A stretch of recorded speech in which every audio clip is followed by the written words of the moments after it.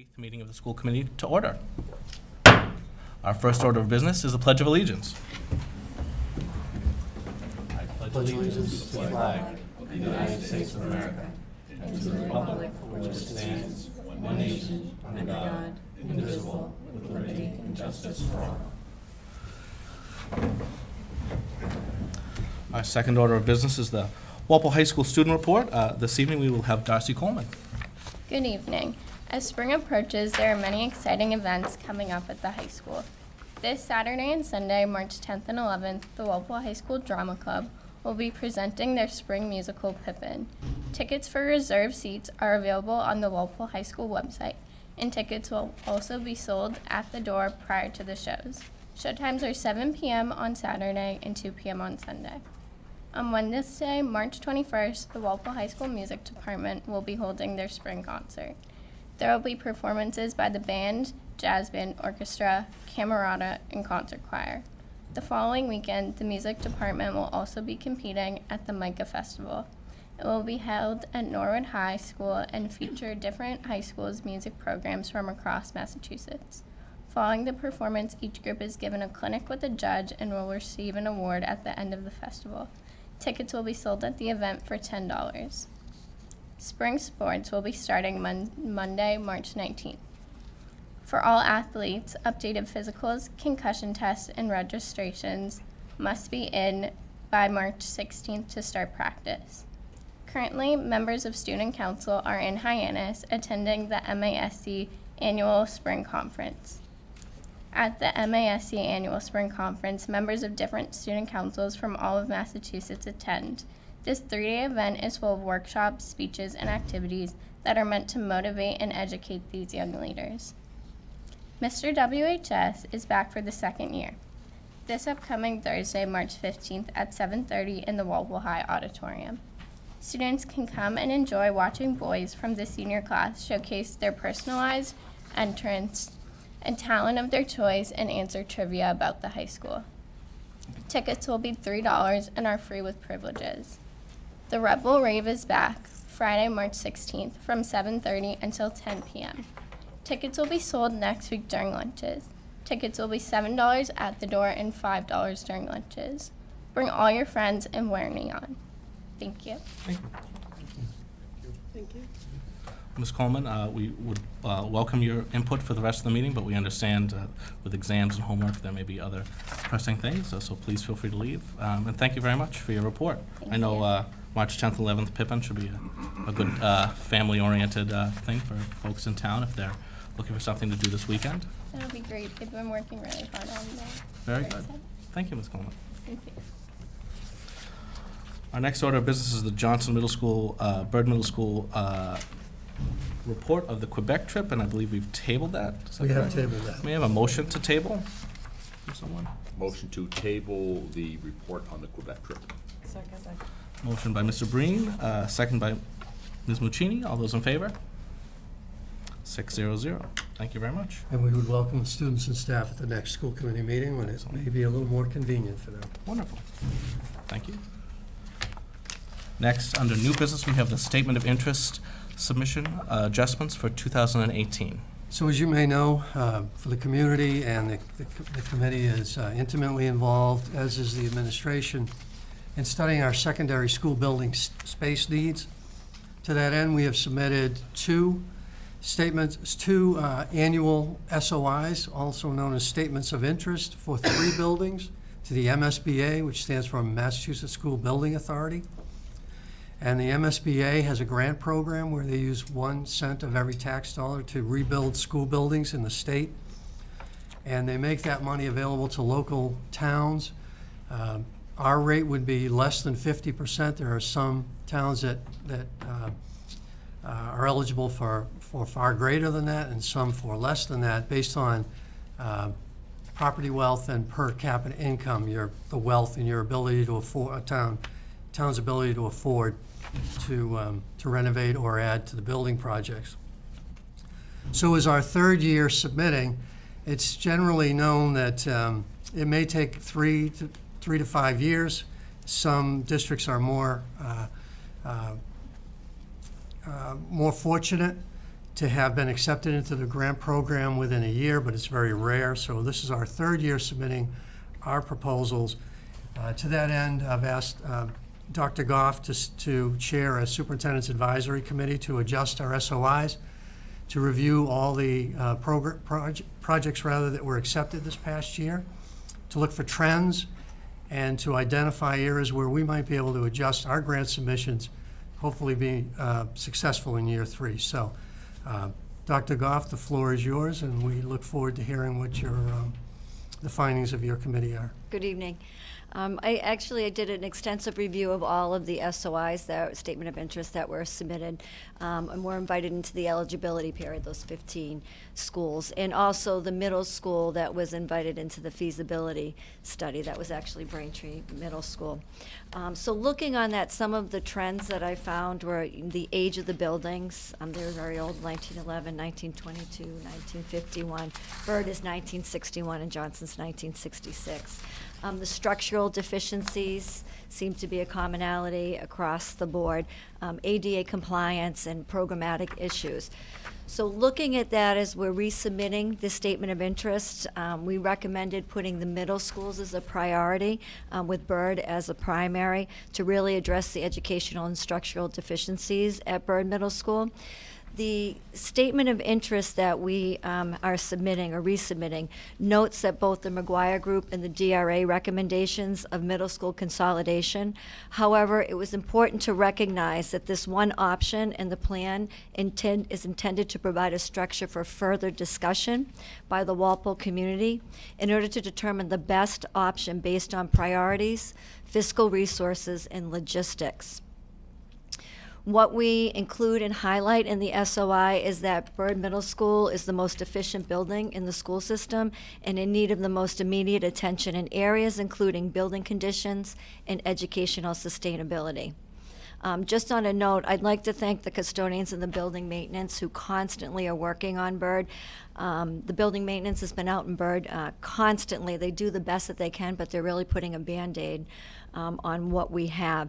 For example, just last month we had a univent pipe burst, and if they weren't in there at 5:45 in the morning, the water was cascading down the floor, down the stairs, stage stairs, and into the auditorium. So we were able to fix that with minimal damage. Just last week, the doors would not unlock, so we were running down there and opening every door that for any community member who needed to come in or parent to come into the school, so they were there all week. And then also just leaking pipes from the last rainstorm that we've had. The statement of interest for Johnson Middle School also recognizes that both middle schools are deficient and in need of attention. But as you are aware that out of the SOIs, the 3 SOIs, we need to prioritize according to the MSBA.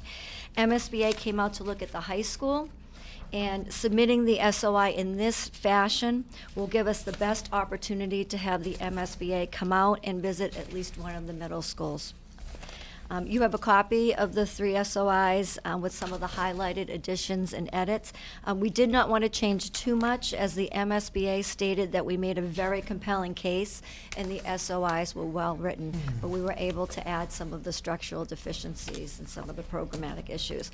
So we're asking school committee for their support in the resubmission of those SOIs, placing a focus on the middle schools.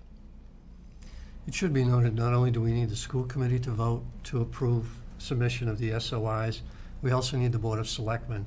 MSBA expects a town-wide commitment, and generally in a smaller town, as opposed to, say, a city, the town administration, the Board of Selectmen sets a tax rate. They approve any type of debt exclusion that may go on a ballot for the community to vote on. So we need their support, and MSBA expects that in the initial stages. If the town isn't working together, MSBA has no interest in working with us. So that's just information for the community that tonight we will be asking for the school committee input and or vote, and then within the next month we'll have to present to the Board of Selectmen for a vote. Thank you, Superintendent Lynch. Any questions from the committee? Ms. Muccini.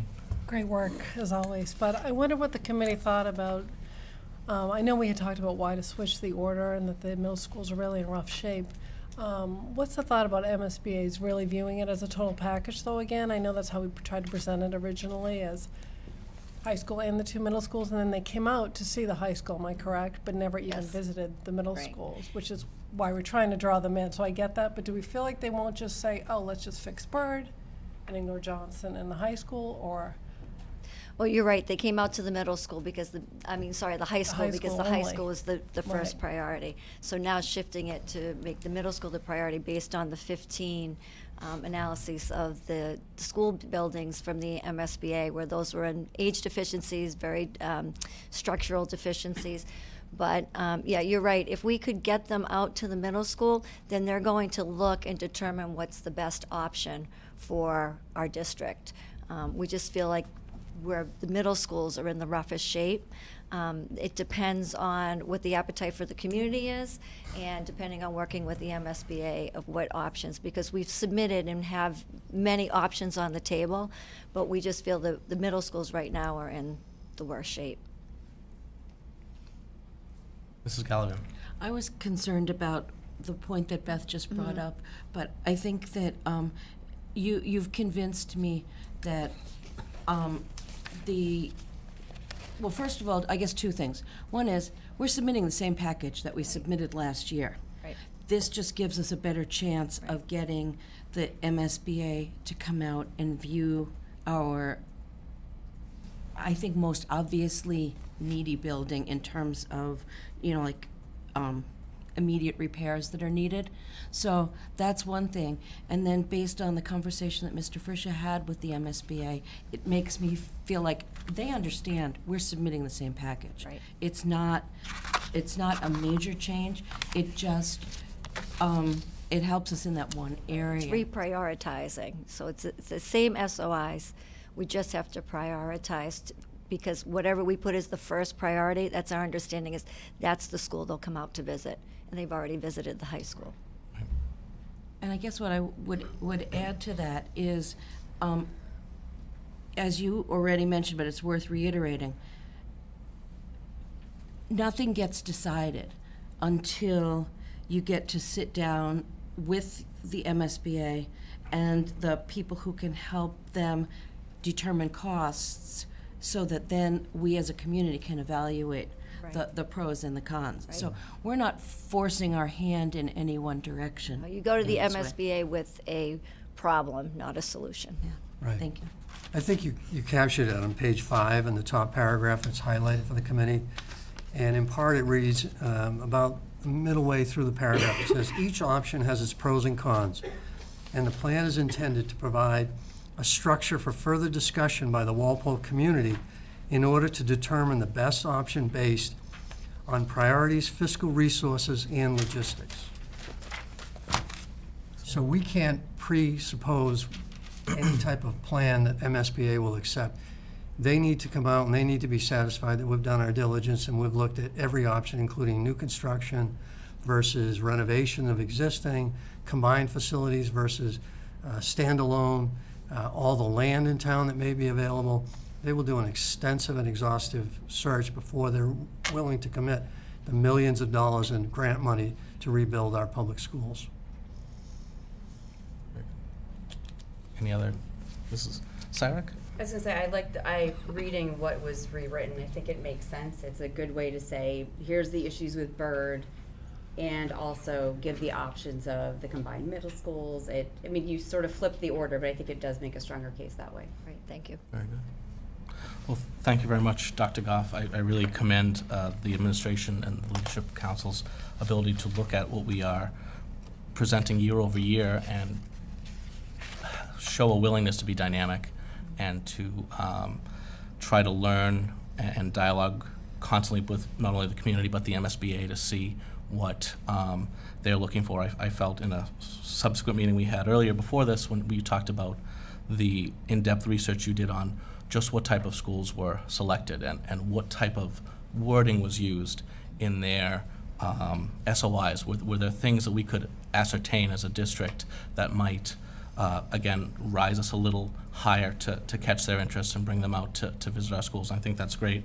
And obviously, no one questions the need. I know I'm an alumnus of Johnson. Mr. Ryan, the school you lead, you're an alumnus of. There's a young lady in the audience who was in the 8th grade the first year we opened Byrd Middle School as well, and I would venture to guess that that year, that day that she walked in, the first day, and the way it looks right now are quite similar. And that was more than 10 years ago. But so I commend you for your efforts and your work, and I would ask the committee if we could have a vote. I know Mr. Breen in the past has done the arduous task of reading the lengthy votes. It's my understanding it requires 3 votes for each SOI, and we have to be exacting in our language. I do, I know. One vote for each SOI, 3 votes total. We'll give the history teacher. We can share it. You do the first one. No, I'm fine. Shall I begin? 3, Mr. Breen. Resolved, having convened in an open meeting on March 8, 2018, prior to the SOI submission closing date, the School Committee of Walpole, in accordance with its charter, bylaws, and ordinances, has voted to authorize the superintendent to submit to the Massachusetts School Building Authority a statement of interest form for the Byrd Middle School at 625 Washington Street, Walpole, Massachusetts, which describes and explains the following deficiencies and the priority categories for which the application may be submitted to the Massachusetts School Building Authority in the future. The scope of this project is to address educational and major structural deficiencies at Byrd Middle School. In 2013, the town of Walpole and the Walpole Public Schools contracted with the McGuire Group to provide a comprehensive master planning study to address the facility needs of the school. This report also identified Johnson Middle School as having major deficiencies and recommended consolidating the 2 middle schools. Subsequently, in 2016, a secondary school space options study was conducted by DRA Associates to investigate the feasibility of converting the current Walpole High School into a combined middle school and constructing a new high school. Due to the age and deterioration of the middle school buildings, both of these options are being explored to address the problem. Each option has its pros and cons, and the plan is intended to provide a structure for further discussion by the Walpole community in order to determine the best option based on priorities, fiscal resources, and logistics. Byrd Middle School is the most efficient building in the school system and in need of the most immediate attention in areas including building conditions and educational sustainability. Built in 1961, Byrd Middle School is near the end of its functional life with structural and system deficiencies, a layout that does not support school safety and security, accessibility issues, programmatic requirements, and 21st century learning.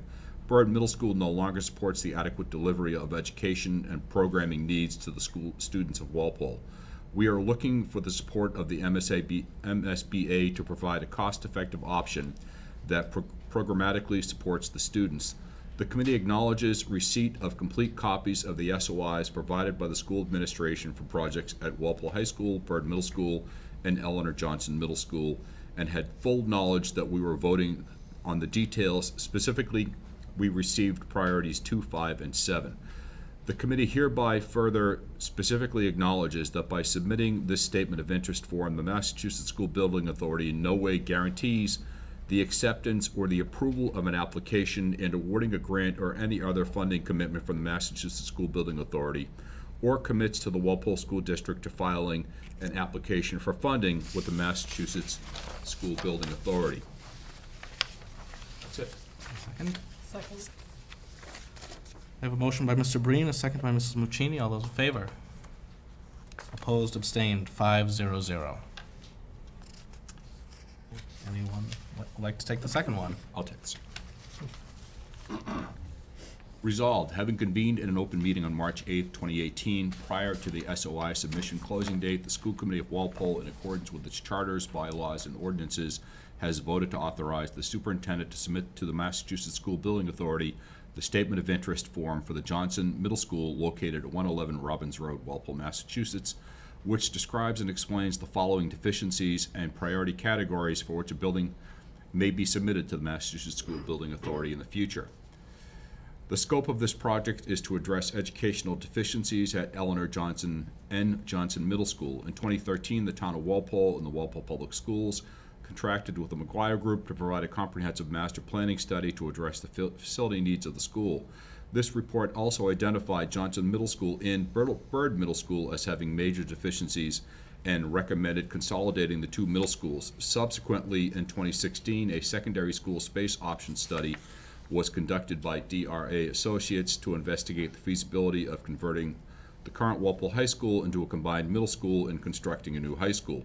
Due to the age and deterioration of the middle school buildings, both of these options are being explored to address the problem. Each option has its pros and cons, and the plan is intended to provide a structure for further discussion by the Walpole community in order to determine the best option based on priorities, fiscal resources, and logistics. Along with Byrd Middle School, Johnson Middle School is a deficient building in the school system and in need of immediate attention in multiple areas to ensure educational sustainability. Built in 1966, Eleanor N. Johnson Middle School is near the end of its functional life, with structural and system deficiencies, a layout that does not support programmatic requirements and 21st century learning, student safety concerns, and accessibility issues. In addition to Byrd Middle School, Johnson Middle School no longer supports the adequate delivery of educational and programming needs to the students of Walpole. We are looking for the support of the MSBA to provide a cost-effective option that programmatically supports the students. The committee acknowledges receipt of complete copies of the SOIs provided by the school administration for projects at Walpole High School, Byrd Middle School, and Eleanor Johnson Middle School, and had full knowledge that we were voting on the details. Specifically, we received priorities 2, 5, and 7. The committee hereby further specifically acknowledges that by submitting the statement of interest form, the Massachusetts School Building Authority in no way guarantees the acceptance or approval of an application, the awarding of a grant, or any other funding commitment from the Massachusetts School Building Authority, or commits the Walpole District to filing an application for funding with the Massachusetts School Building Authority. A motion by Mr. Breen, a second by Mrs. Muccini. All those in favor? Opposed, abstained, 5-0-0. Vote number 3. I'll do it. Thank you, Mr. Breen. Resolved, having convened in an open meeting on March 8, 2018, prior to the SOI submission closing date, the School Committee of Walpole, in accordance with its charters, bylaws, ordinances, has voted to authorize the superintendent to submit to the Massachusetts School Building Authority the statement of interest form for the Walpole High School located at 275 Common Street, Walpole, Massachusetts, which describes and explains the following deficiencies and the priority categories for which the application may be submitted to the Massachusetts School Building Authority in the future. The scope of this project is to address the educational and major structural deficiencies at both Byrd and Johnson Middle Schools. In 2013, the town of Walpole and Walpole Public Schools contracted with the McGuire Group to provide a comprehensive master planning study to address the facility needs of the school. This report also identified the two middle schools as having major deficiencies and recommended consolidating them. Subsequently, in 2016, a secondary school space option study was conducted by DRA Associates to investigate the feasibility of converting the current Walpole High School into a combined middle school and constructing a new high school. This option was prompted by increased space concerns to provide adequate educational programs at the high school. Due to the age and deterioration of the middle school buildings, along with the space issues at the high school, both of these options are being explored to address our secondary school deficiencies. Each option has its pros and cons, and the plan is intended to provide a structure for further discussion by the Walpole community in order to determine the best option based on priorities, fiscal resources, and logistics. We are looking for the support of the MSBA to provide a cost-effective option that programmatically supports the students. The committee acknowledges receipt of complete copies of the SOIs provided by the school administration for project at Walpole High School, Byrd Middle School, and Eleanor Johnson Middle School, and had full knowledge that we were voting on the details. Specifically, we received priorities 2, 5, and 7. The committee hereby further specifically acknowledges that by submitting the statement of interest form, the Massachusetts School Building Authority in no way guarantees the acceptance or approval of an application, the awarding of a grant, or any other funding commitment from the Massachusetts School Building Authority, or commits the Walpole School District to filing an application for funding with the Massachusetts School Building Authority. We have a motion by Mr. Breen, a second by Mrs. Muccini. All those in favor? Opposed, abstained, 5-0-0. Thank you very much. Thank you. We'll keep the community Thank you. abreast of the developments. Dr. Lynch, when would we hear back usually? We usually hear back, if they'll visit the school, we'll hear in September, this September, and if they've accepted us into the grant program, we should know by December 15th. The next step would be spring town meeting. We would ask for an appropriation to conduct a major feasibility study. Wonderful. Very good. Our next order of business is our school security briefing. Just a programming note, as we have a large group of visitors here as well. I assume most of you don't want to speak on the special education subcommittee meeting. So immediately following the school security briefing, we will move the citizens' comments up, and we'll discuss that at the time. But we won't keep you here all night. So, Mr. Chairman, the process will provide a security measures briefing to the community, parents, concerned parents. It's great to see so many people out advocating for their children. Tonight we have Police Chief Carmichael as well as Deputy Chief McKenzie.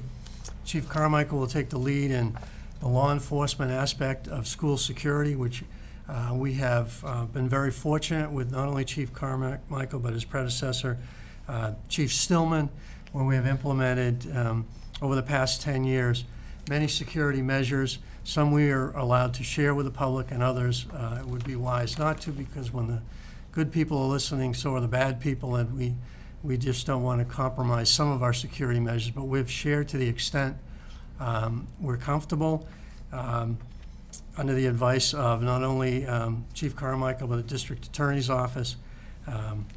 So Chief Carmichael will outline the security measures from the, as I said, from the law enforcement perspective, and then I will fill in the blanks with information about infrastructure changes, infrastructure requests.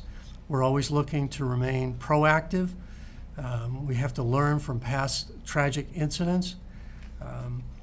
We have to look at trends, and we have to make adjustments as we go. This is not a plan that is reviewed annually. It's reviewed almost on a monthly or sometimes a weekly basis. And we need to make such adjustments as necessary. So Chief Carmichael, if you would, Please. that would be great. Please. Yeah, sure.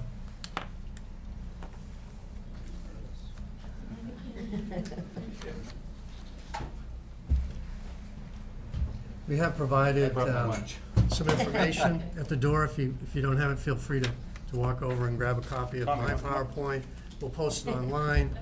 We'll most likely post Chief Carmichael's if he's amenable to it. This is Officer Tom Hart. He is our school resource officer. We have 2 school resource officers. And Tom is joining us this evening. He's also a trained teacher, special ed teacher, licensed special ed teacher. So it's very helpful in helping us to train the students, especially the younger students, which we'll talk about a little later. So, Chief Carmichael. Thank you. Thank you for having us. Sure. I'm a little torn who I'm supposed to speak to. Am I speaking to the board or the community? All right, so we'll try and split that up. Thank you for having us tonight. I know that everybody's a little bit apprehensive about active shooter situations, especially after what we just saw in Parkland. And I think what the difference of what we see in Parkland and what has happened in past situations is that this individual that decided to go and shoot up a school, there were so many red flags that were in this individual's past that I think it made all of us just look at it and kind of reassess, where we are and how something like that could happen. Because in reality, if all of those situations were dealt with and dealt with the right way, it should have never gotten to the point where somebody walked into a school and killed 17 people and shot 15 other people. So first of all, the police department, we respond to many different types of critical incidents. An active shooter situation is just one type of critical incident that we would respond to. And if you think back to Columbine, everybody recalls Columbine back in 1999, when the police responded to that call, the old way to respond to it was to show up, set up a perimeter, and then call for SWAT. And it took 15 minutes before the police actually entered the school at Columbine, as somebody was actively going through the school and shooting. So police have to adapt to those things. We have to come up with changing our tactics when things happen. But also, on the other side of that, the subjects who do these things also change their tactics. So it's a constantly evolving situation, and something that in the police field, you know, we adapt to. We can never say a certain thing is going to happen a certain way because everything that we deal with happens differently. And so it's going to be you know, we respond and we learn to adapt very quickly to whatever's happening, the unfolding circumstances. So after Columbine, the police started to respond. They breached the school. They neutralized the threat, and they minimized casualties. And the way we do that, I'm not going to get into tonight, but we train on it constantly. And when we go to critical incidents, we're practicing it, believe it or not. So, you know, it's important to note also, I think, that the old adage is, what do you always hear people say when a situation happens in a community that it doesn't usually happen there, right? People will say, you know, that doesn't happen here. This is Walpole, that doesn't happen here. Well, they thought the same thing in Columbine, they thought the same thing in Sandy Hook, they thought the same thing in Parkland. And unfortunately, things do happen. Active shooter situations in schools are infrequent. They don't happen a lot. As much as we see it on TV and it makes us think that it's happening consistently, it still is a very infrequent thing that occurs. But with that said, preparedness and being ready for things like that are always very important. So without any further ado, and I'd just like to recognize this is Deputy Chief McKenzie, and this is Officer Tom Hart, who is our second school resource officer. You might not recognize him without Rebel next to him, but still love you, Tommy. So before we get, so this is, I did a PowerPoint because, and I know Link and I talked about this, there's people at home tonight, there's people without power, and I'd rather not just sit up here and lecture to people because you'd get bored and probably walk out. So we did a quick PowerPoint, it's probably about 15 slides, and if we could go to the second slide, I want to show a video that's about 2 minutes long, if that's okay.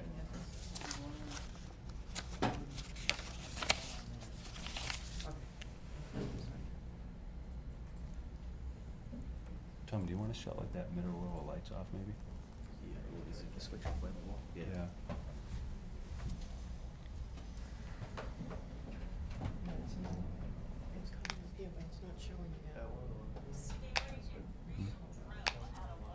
I can do this. No problem.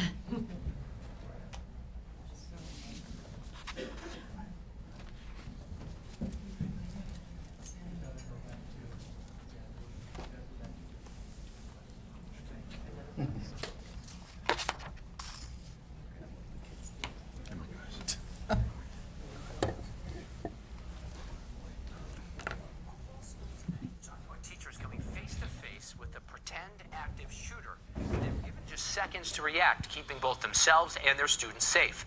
Bill Shields has the story you'll see only on WBZ, and we want to warn you, this video is intense.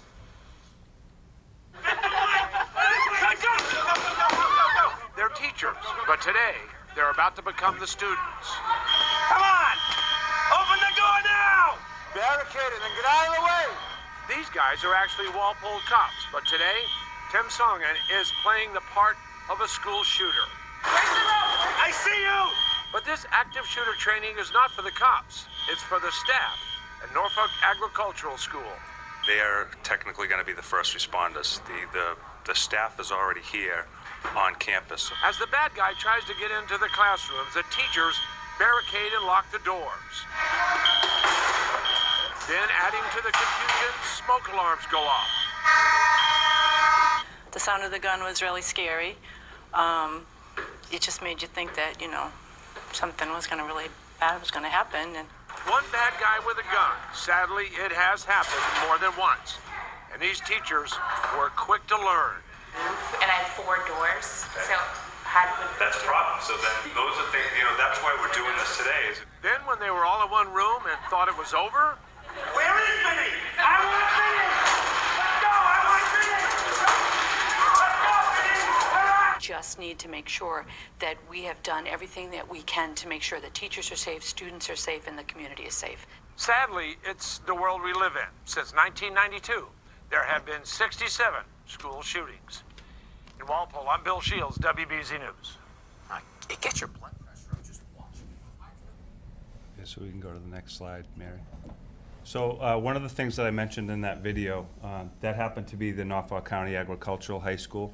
But one of the things we mentioned in the video was that our teachers, our custodians, our staff, the faculty in our schools are technically the first responders in an active shooter situation. While our police officers are always consistently in our schools, we have school resources officers in the schools, we're not always everywhere at once. So if a situation happens, it's important that our teachers are trained, as you saw the teachers in that video. We've done that in Walpole. We've had several trainings with evacuations, with lockdown drills, with active shooter situations district-wide. And I'll get into that a little bit more, but if I could just go through, are we all set? Yeah, she's done. Is that?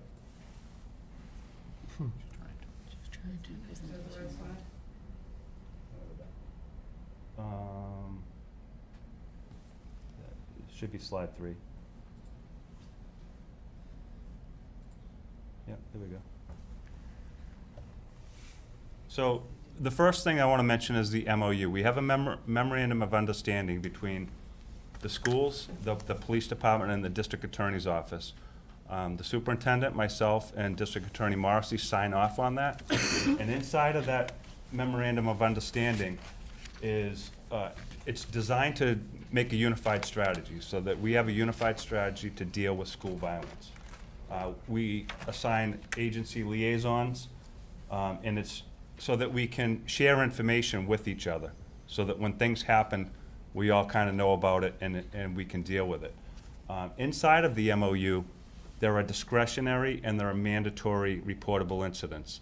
So when something happens either in the school or outside of the school, if it's a mandatory reportable incident, which are obviously the more serious things that could occur, we share that information automatically, no matter what. And if it's a discretionary thing, then we have discretion. But because we have such a good partnership and our SROs are in the school so often, we do share information a lot. And I'll tell you that sometimes we've been criticized for that. Some people don't like the fact that, you know, Johnny did something on a Saturday night, and on Monday morning, the school resource officer is in the principal's office letting the school know about it.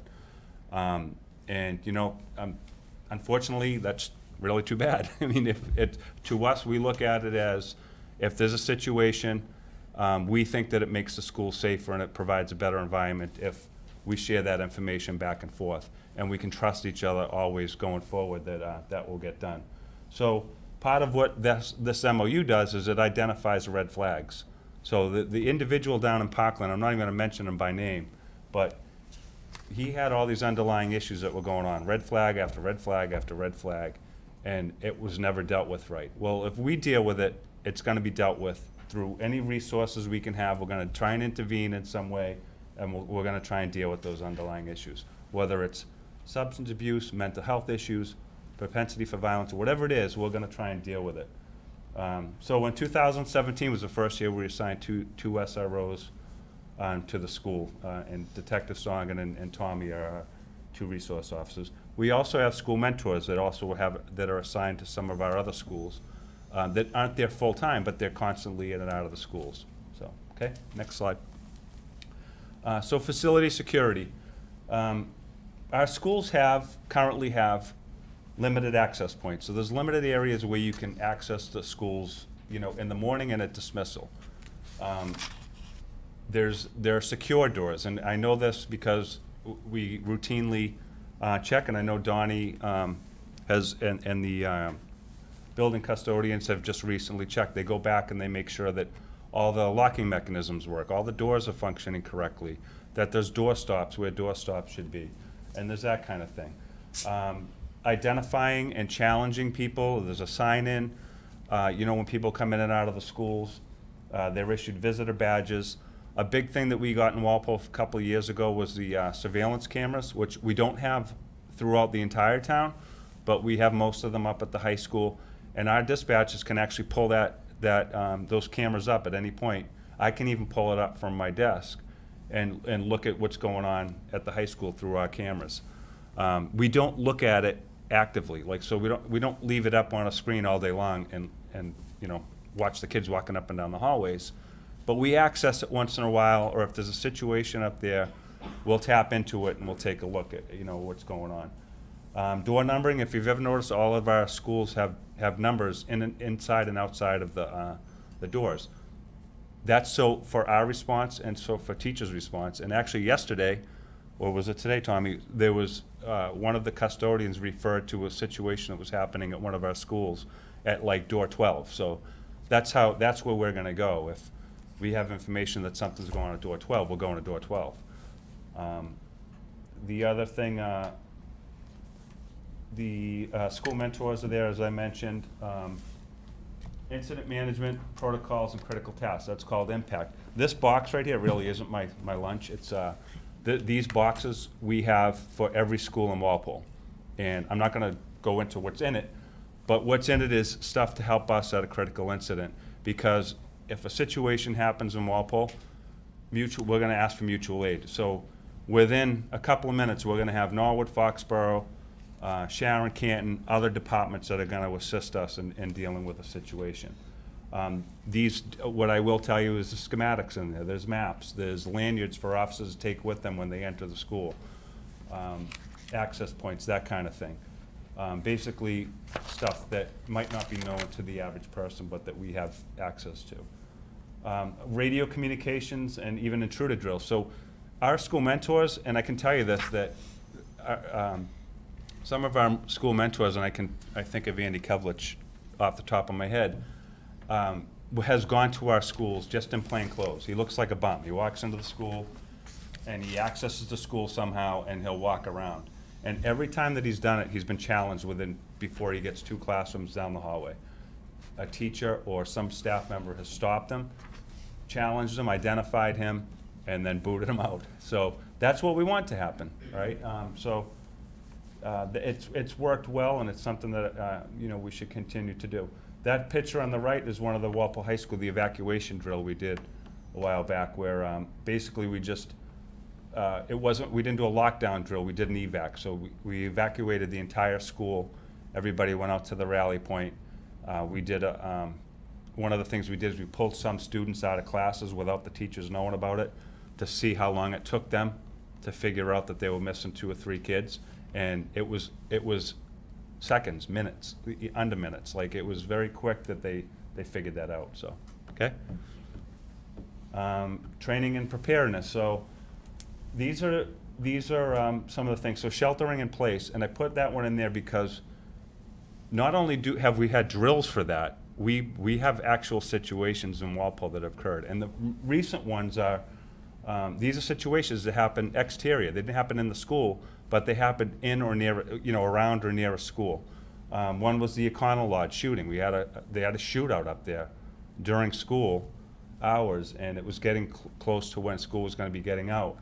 And the high school went into lockdown. They sheltered in place. Anybody that was outside went in the school. And it was, there was no threat to the school per se, but the bad guys did leave down Common Street and toss a gun down by Washington Street and Common, like, less than a quarter of a mile from the high school. Situation at Bird Park with a sexual assault. We had a prison escape one time. An inmate took off from the prison. He was on work release. We had a B&E down by Boyden School. When those things happen, we notify the school. They go into shelter in place. So it's like practice. And when we practice lockdowns and unlock. Our kids that are in our schools should consistently have had those in the past 10 years. We've been practicing lockdown drills. And then we unlock. So once they go into lockdown, there's certain protocol that they're supposed to do in the classroom. And then when they come out of lockdown, we do the unlock. So the police actually go around with the principals and we unlock all the doors. And sometimes we'll go up and we'll try and knock and gain access to see if they'll open the door, and they don't. So they do a good job with it. We try and tell our teachers that when you're involved in this, to do these things here: risk assessment, awareness reduction. So, it's when you're assessing things, make sure your doors are locking. Make sure you can pull your shades. Make sure the alert was fine, that you knew that we were going into lockdown. Risk awareness, being aware of your surroundings. Those are the intruder walking down the hallway and challenging people. Like, We want people to think about those things.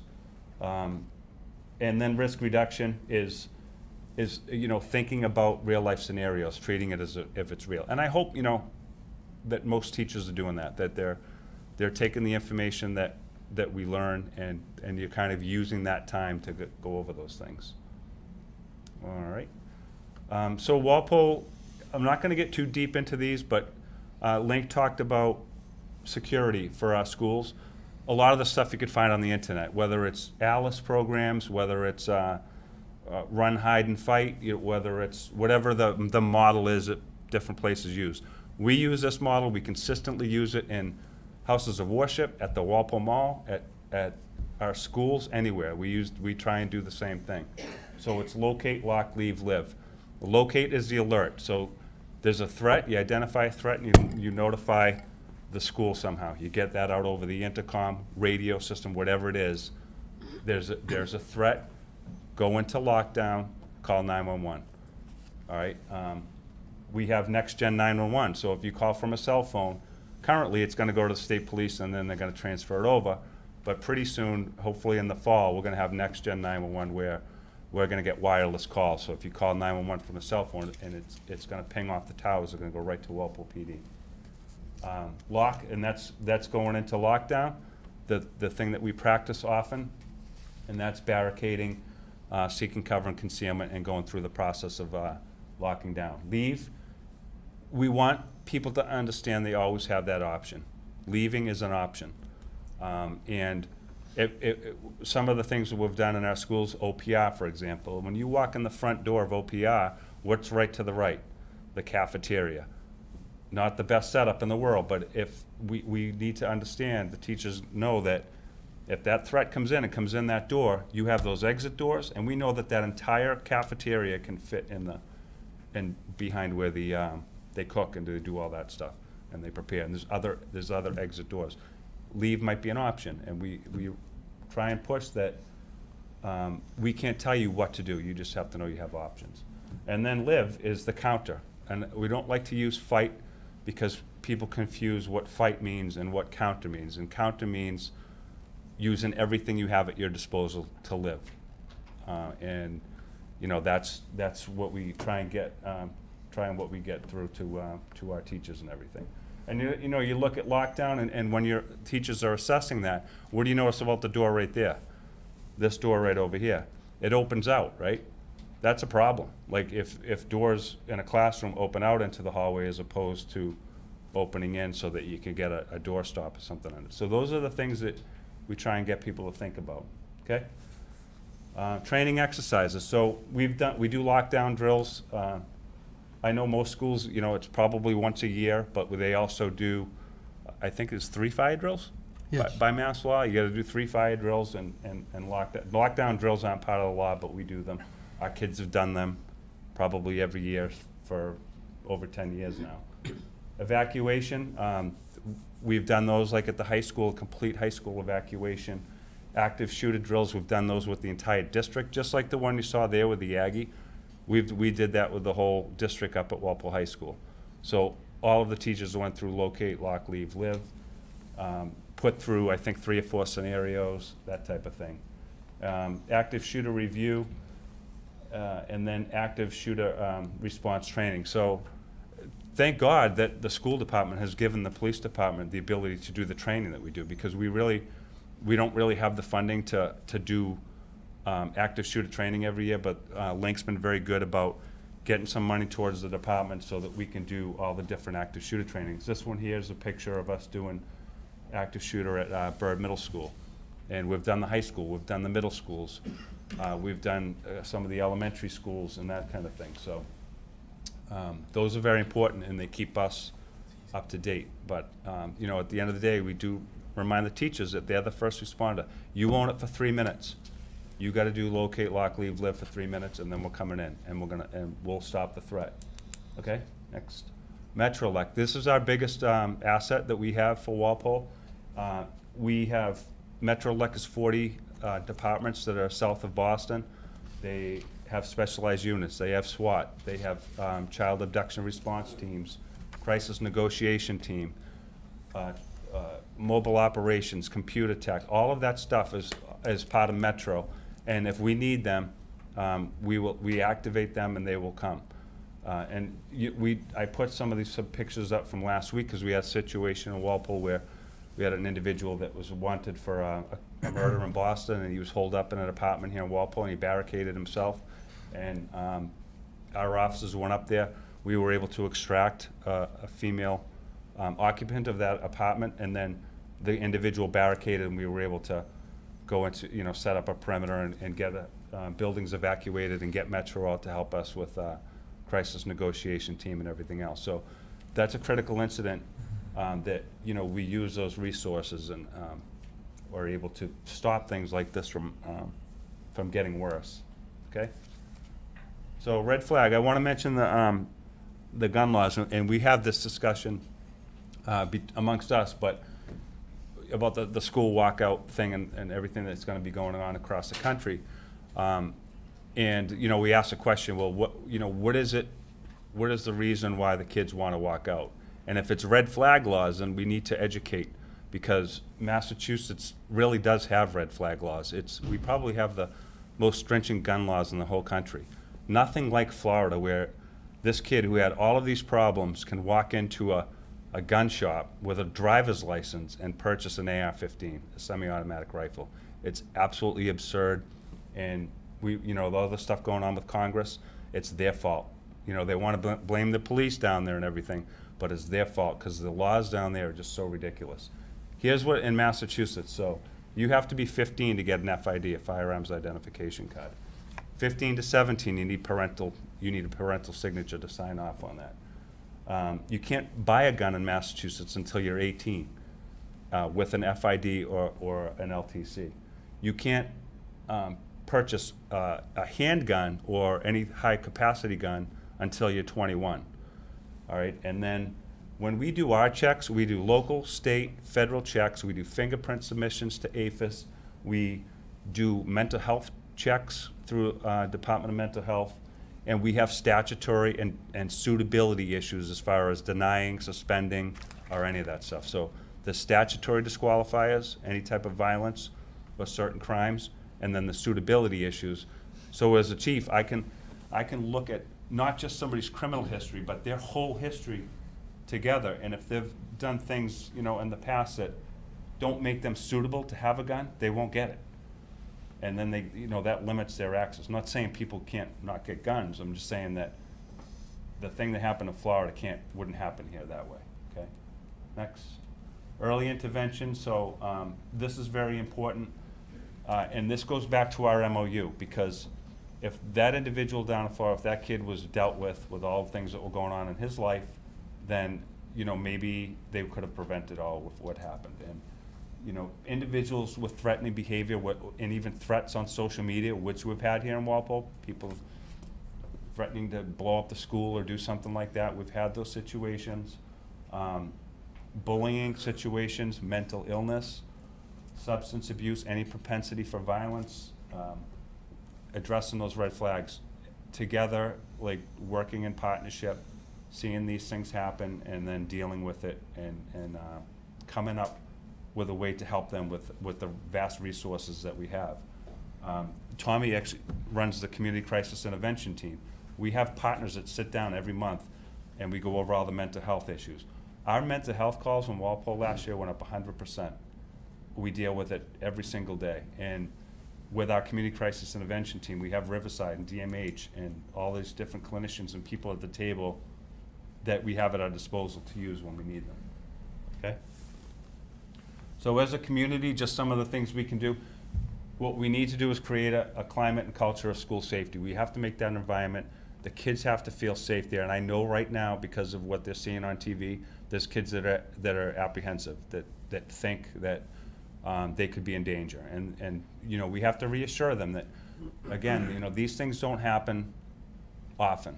And I'm not saying don't say it won't happen here. I'm just saying that our kids need to know that these things aren't as prevalent as it looks like on TV, but that there's ways that we can still be ready. Fostering a culture of respect. Our schools do that. Our schools foster that type of environment where kids have to respect each other. And I know that as my kids go to OPR, and they're very big on the peace builders and all that kind of stuff down there. And that goes a long way, teaching the kids those things early on and all the way up through school. Addressing social and emotional needs. You know, we have very good guidance counselors and clinicians and things in our schools that can help out with that. Positive communication with adults. That means custodians and the lunch people and the principals and the teachers and the police officers that walk in there and having those communication and positive interactions. And really, that's part of why our department inundates our schools with cops all the time. We do the ride to school and basketball cop and all these different things because we're trying to engage our kids, and so that when something happens to them bad, that they're not going to hesitate to go up to Officer Hart or even me or the deputy chief. Like they'll do that, and they'll open up and seek help. So, and then breaking the code of silence. And I use an example. The high school has an SOS box, signs of suicide, the kids can use. If they hear something that's happening or they think that somebody could be in danger, they can make an anonymous tip. All right, we have to tap into our kids with that kind of stuff as far as breaking that code of silence, because kids don't want to feel like they're telling on somebody. All right, and a lot of times, I can guarantee you, like the Parkland situation or other places, a lot of people have all this information about this individual, but they don't say anything. And when we don't say anything, that's when bad things can happen. And what I'd like to do is tap into that SOS box and talk to kids and say, hey, really, if you're serious about school safety, here's a way that you can help. If you hear threats, bullying, any of that kind of stuff, let somebody know. Maybe it'll turn out, maybe it'll be nothing, but maybe it's something that you can prevent from happening here in Walpole. So, okay. And this is just a cycle of crisis planning.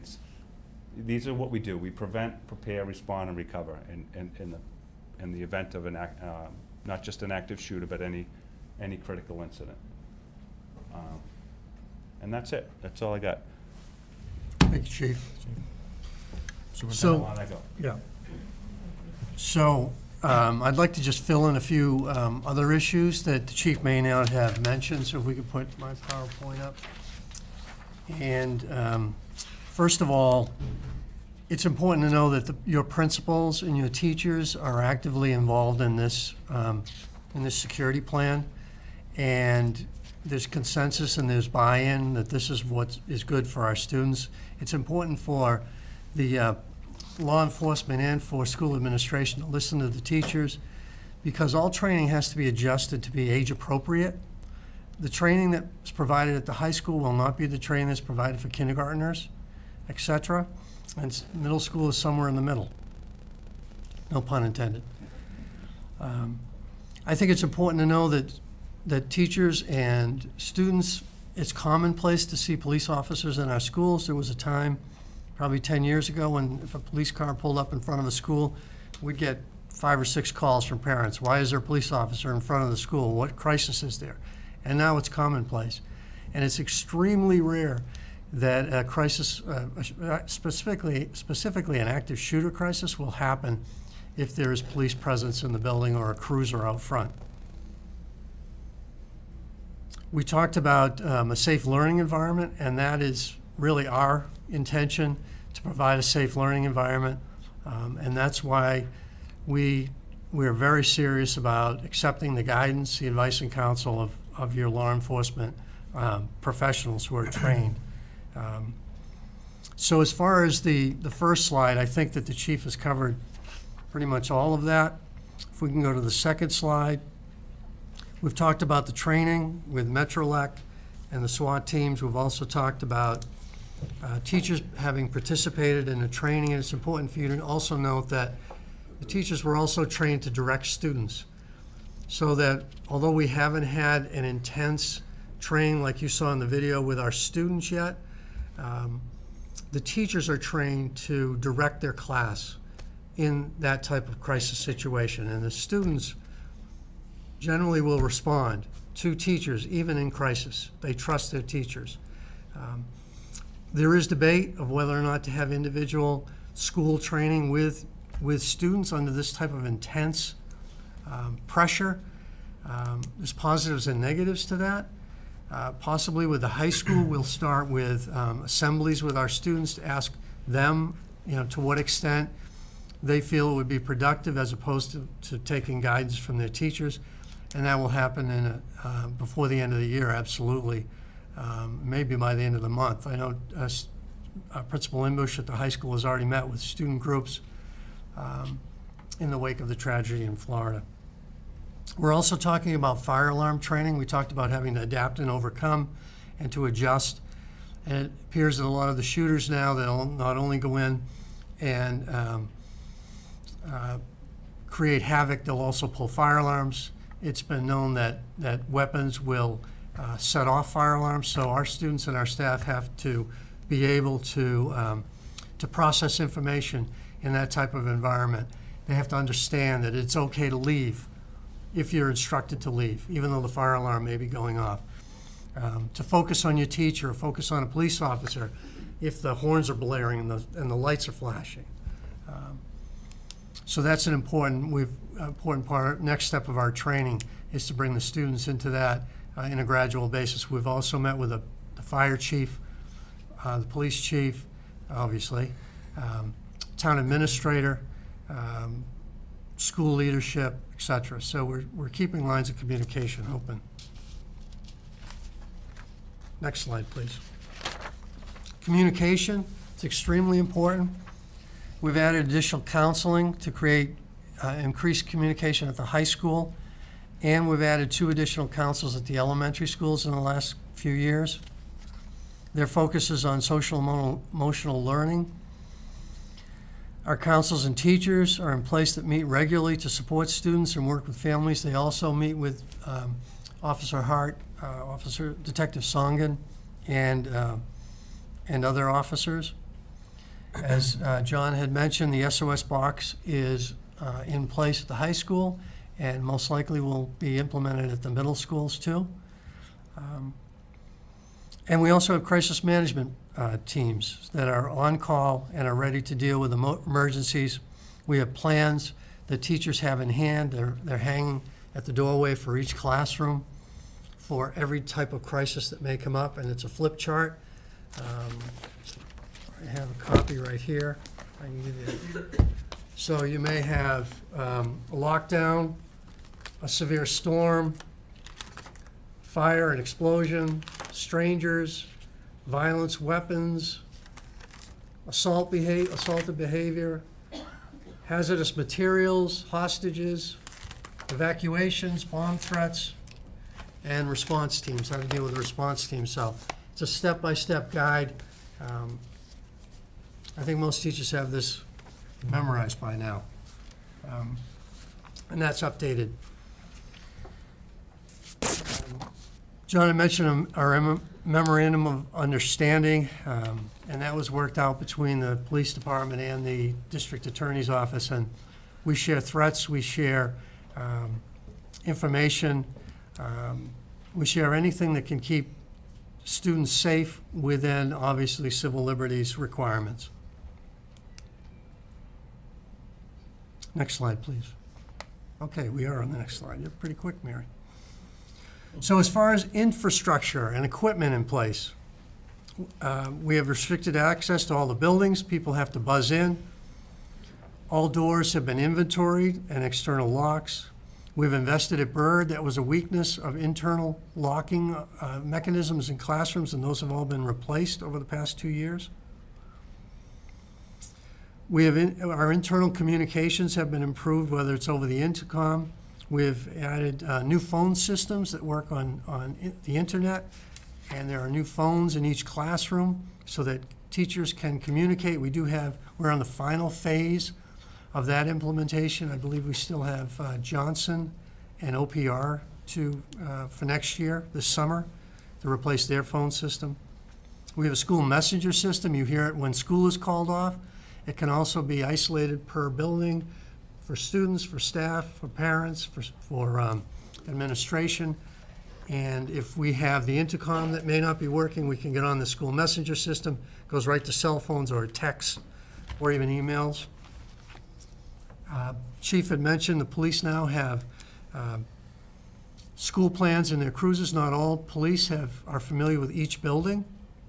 Some police may even have grown up in another community, so it's important that they know our buildings, and they train on weekends when time permitting and money permitting. I'll talk about that in a minute. And we have viewing of all hallways, lobbies, and most exteriors, with the most cameras at the high school, but we do have lobby cameras and major hallway cameras, and I'll talk about requesting a better investment in the future in that area. Next slide, please. We have employed a company, a national company called Social Sentinel. You can Google that. And Social Sentinel reviews millions of public posts on social media. It could be Instagram, Facebook, any type of public post on Instagram that has a triangulated data. It has to have some type of identification to Walpole, some type of threat, language threat, and also some type of mention of a school or harm to themselves or others. And that information is triangulated by intense computer programs, and I receive either an alert daily or an alert in real time by text if Walpole is mentioned in any type of threat situation or any student has mentioned suicidal tendencies. We can pick that up. We do not follow private accounts. That's illegal, but Social Sentinel does follow all public posted videos, lists, threats, any type of threat like that. We have redundancy in communication. I receive an email, the chief of police receives an email, the director of student services receives an email for student crisis reasons, and the school resource officer receives an email. So between the four of us, we'll pick it up 24/7, and then we will disperse that information. Say it's at Byrd Middle School, I'll immediately call Byrd Middle School principal. We all have each other's cell phones via text or calls, and that information will be followed up in real time. We have ordered lockdown kits, otherwise known as school lockdown buckets. We have chosen to go with backpacks for a couple of reasons. Number one, we can hang it easier on the wall so it has easy access so kids can identify where that backpack is. And if a classroom is evacuated during a crisis, they can take that backpack with them, and in the backpack there is a rope to tie the door off. The mechanism, you see the folding mechanism in the door, you can tie that off. Teachers have been shown how to do that. There are door stops. Class roster is in that packet. We're looking at putting flashlights for the elementary levels. Most high school kids have their cell phones, so they don't need a flashlight in every packet. And any other item that we feel would be helpful, like a first aid kit, etc. So those have been ordered, and we should have those by the end of the month, and they will be distributed. We have requested, also there's a window punch in that, so if they have to get out an exterior window, part of our leave program. We've requested $25,000 in additional security system improvements for additional cameras in our hallways and any blind spots that we may have. We've requested $35,000 for the final phase of our telephone system upgrades to improve communication. I've increased our professional development account by $5,000, doubling it from $5,000 existing to $10,000 to provide training for our police force on weekends and familiarity with our buildings. And we're also investing in ID pin pads at the elementary schools to reduce unlock time in the morning. So when the staff comes in the morning, the exterior doors had to be unlocked to let staff in. Now they'll have pin pads so they can put in a code so that we can reduce the amount of time those doors are unlocked in the morning. They'll be unlocked when students have to come in. If you have to get 500 students into a building, they can't each have a pin pad. Can you imagine a 5-, 6-, 7-year-old trying to remember a pin pad, a pin code? As far as the middle school and high school, we've consulted with the administration in both buildings. If we have 1,100 kids coming in at once at the high school in the morning and 150 staff members. It's just unreasonable to expect them to go through one door at one time with codes. So we've reduced the amount of time that those doors are open, and we've talked about posting different individuals who would be able to identify staff or student.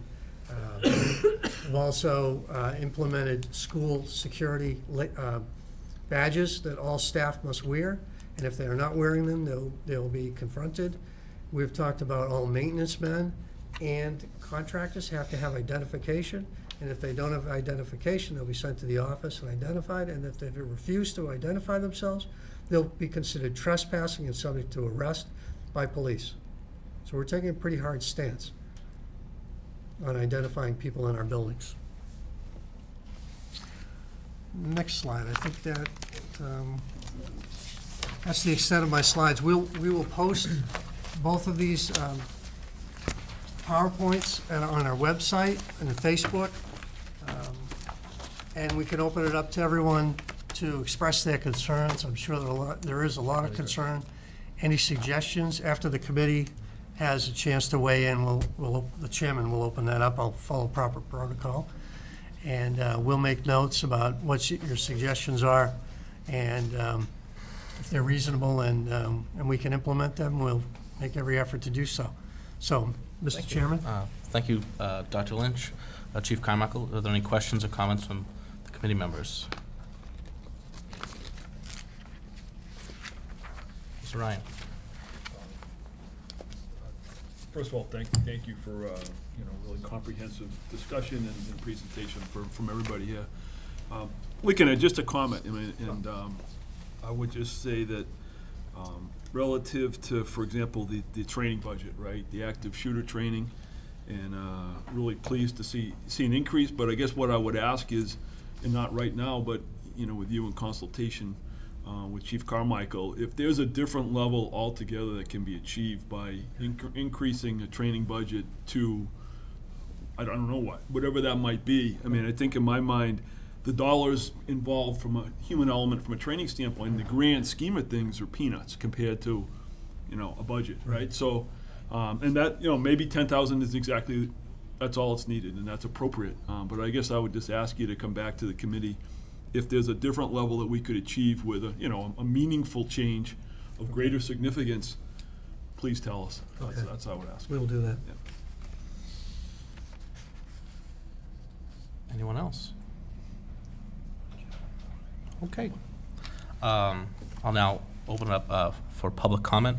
Just as a point of procedure, generally we ask that you limit your comments to about 3 minutes and try to avoid repetition. It's important to realize that this is not your only time for public comment and input, and should you not feel comfortable speaking in front of the camera or at the microphone, we have a number of mechanisms, both the superintendent's office as well as our own email. You can email the committee directly to answer and address your concerns. I know many of you have already reached out, and we welcome that. And it's important, just as a point of departure again, to affirm the fact that everyone in this room cares incredibly deeply about the safety of our students, and before the first Chromebook is cracked or the first light is turned on in the morning, that the safety of our young people is paramount.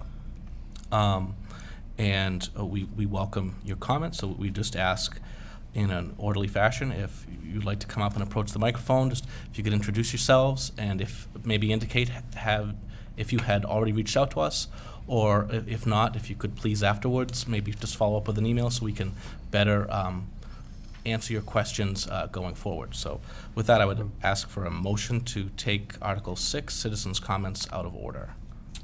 Motion to take Article 6, Citizens' Comments, out of order. Excellent. Do you want to back Just and forth? one note while people are you make your way up if you'd like. I would like to address March 14th.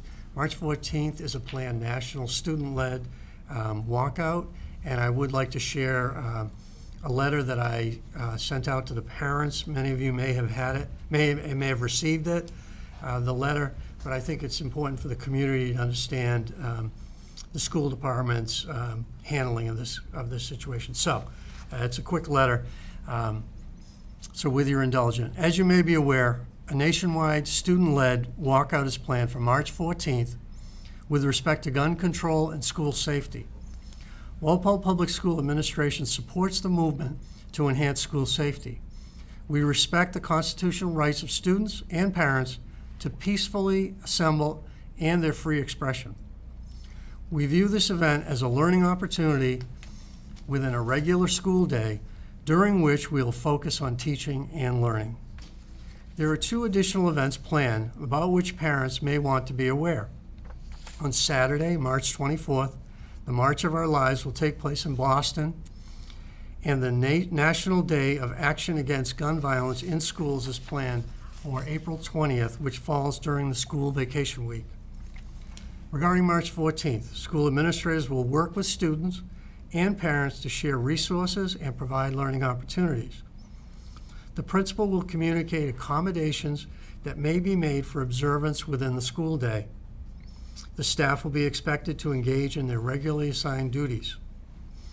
Unless there is a heightened state of alert, Walpole High School will have a structured plan for students choosing to participate to exit the building while staying on school grounds.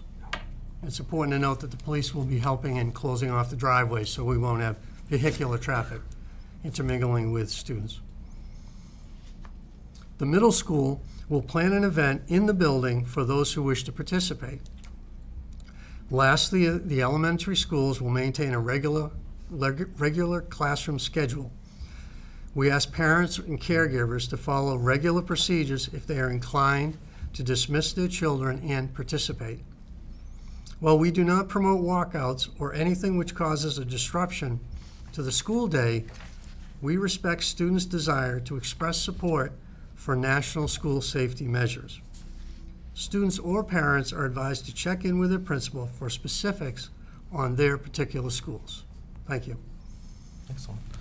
And just one other note, the Education Reform Act of 1993 does prohibit us from getting into an extensive back and forth, but we are able to answer in real-time questions about our policies, and I know Superintendent Lynch and Chief Carmichael are also resources, but we will work diligently to follow up with you for any questions you may direct to us that we don't have the answers for specifically at this time. Mrs. Sullivan. My name is Chandler Sullivan. I just have a few questions. I have reached out via email to Dr. Lynch, as well as Courtney Keller, and I met with Chief Carmichael last week on behalf of some concerned parents to talk about school safety. So thank you very much for the presentation. Just a few additional questions. I do not have children in school yet. My oldest will be entering come fall, and OPR is a school that concerns me. And as Chief Carmichael said, you walk in, there's no buffer zone to my knowledge, and there's a classroom that I was told used to be, I don't know if it's a library, whatever it is, but it's from me to you, Bill. Mm-hmm. There's nothing that stops you. The cafeteria. There must be some company that maybe we could inquire to come, because I think a lot of our schools are obviously old, hence why we're going to the MSBA, to do an audit or assessment of how we can reconfigure to make them even safer, given our, given the structure they're in right now. Whether it's a different point of access to the cafeteria when you walk in, blocking out that wall, putting it somewhere else, getting rid of the classroom when we walk in. I'm sure there's nuances in other schools, but to have somebody come in who's a professional with a different lens of tweaks that we can make, because obviously we're not going to build all 7 new schools within town. Mm-hmm. Regarding the training or the safety kits, that's what we had asked about last week, and we're thrilled that they've already been implemented because we were ready to already go to the PACs and ask to start fundraising money. I did take the 4Ls class that Mansfield police officers, I know I've talked to Chief Carmichael to try to get it open to the public, hopefully maybe someday here in Walpole. But my 2 additional requests would be tourniquets, and I know that might seem excessive, but given after the marathon bombings and everything else, as well as the use, it's glass tap breakers that, God forbid, you get trapped in your car or whatever, it's a simple tap against the thing and the window shatters. If it's life or death, okay, awesome. The tourniquets we'll look into. SOS boxes, which we talked about last week for high school, I'm glad to see the middle school. I also think it should even be middle school and elementary, not even just from a suicide. There's been lots of talk on social media about the prevalence of bullying in town, especially at the middle school level. It made me sick to my stomach reading some of the things that have been going on. I know teachers are well aware. I think that's an area that can be addressed even more work needs to be done. And that goes with the whole mental illness and everything. So I think putting those and creating the environment that the kids can go put, you know, so-and-so bullied, and that whoever can follow up, but it starts from a young age up to high school to make them feel comfortable of letting people know instead of not wanting to be the rat. I guess also regarding the training, the fire drill versus the lockdown, I guess what is being done to differentiate? Because as we said with Parkland, I think you had said in our meeting last week, when you do the training and let a fake bullet go, the fire alarm started going off. Well, you are taught to run during a fire drill, and that's what the kid in Parkland did. Sorry, but I don't know how to differentiate, and obviously with the high school kids, and when the principal talks about the training, I can't say enough of how amazing that 4L's lockdown was. We had to lock down Mansfield's library. We had to do a classroom. Like you said, the door stops, the ropes and everything. I know it's not fun to talk about, but the high school kids especially need to know what to do. Hopefully, you know, we'll differentiate at middle school and elementary, but that's extremely important. And also what you said about the 4 points of entrance of the high school. So I helped coach one of the athletic teams at the high school. The side door is unlocked. Yep, it's really nice. I like not having to walk, you know, around to the front entrance. I know that there's 4 different entrances in the morning, but like you said, to put people who have already been debriefed in the morning of what red flags to look for, kids that have been expelled or have had issues, to make sure that they're aware of when they enter. And I know you had said pin pads at the elementary schools and whatnot, getting in after school for, you know, I think the after school care program. Right. I was able to walk in myself last year, luckily because my little guy had to go to the bathroom, but as a parent, you know, going forward, I don't want to be able to go have them. You know, I'd rather have my kid have an accident than be able to enter a school and God forbid something happen. But a PIN code for the athletic door at the high school or whatever it is, I'd rather wait 5 minutes to get into a school to know that it's more secure than having 4 or 5 entrance points accessible. So. I should be clear, and the expectation is that the buildings are locked down during the school day. The after-school program, the after-school at the high school, yep. The building has 4 unlocked doors, so people can get, a lot of people coach like you who aren't teachers in our district, need access. Students are moving in and out from athletic fields, and the building is clearly not as populated. So we'll look into the after-school, how we could do that.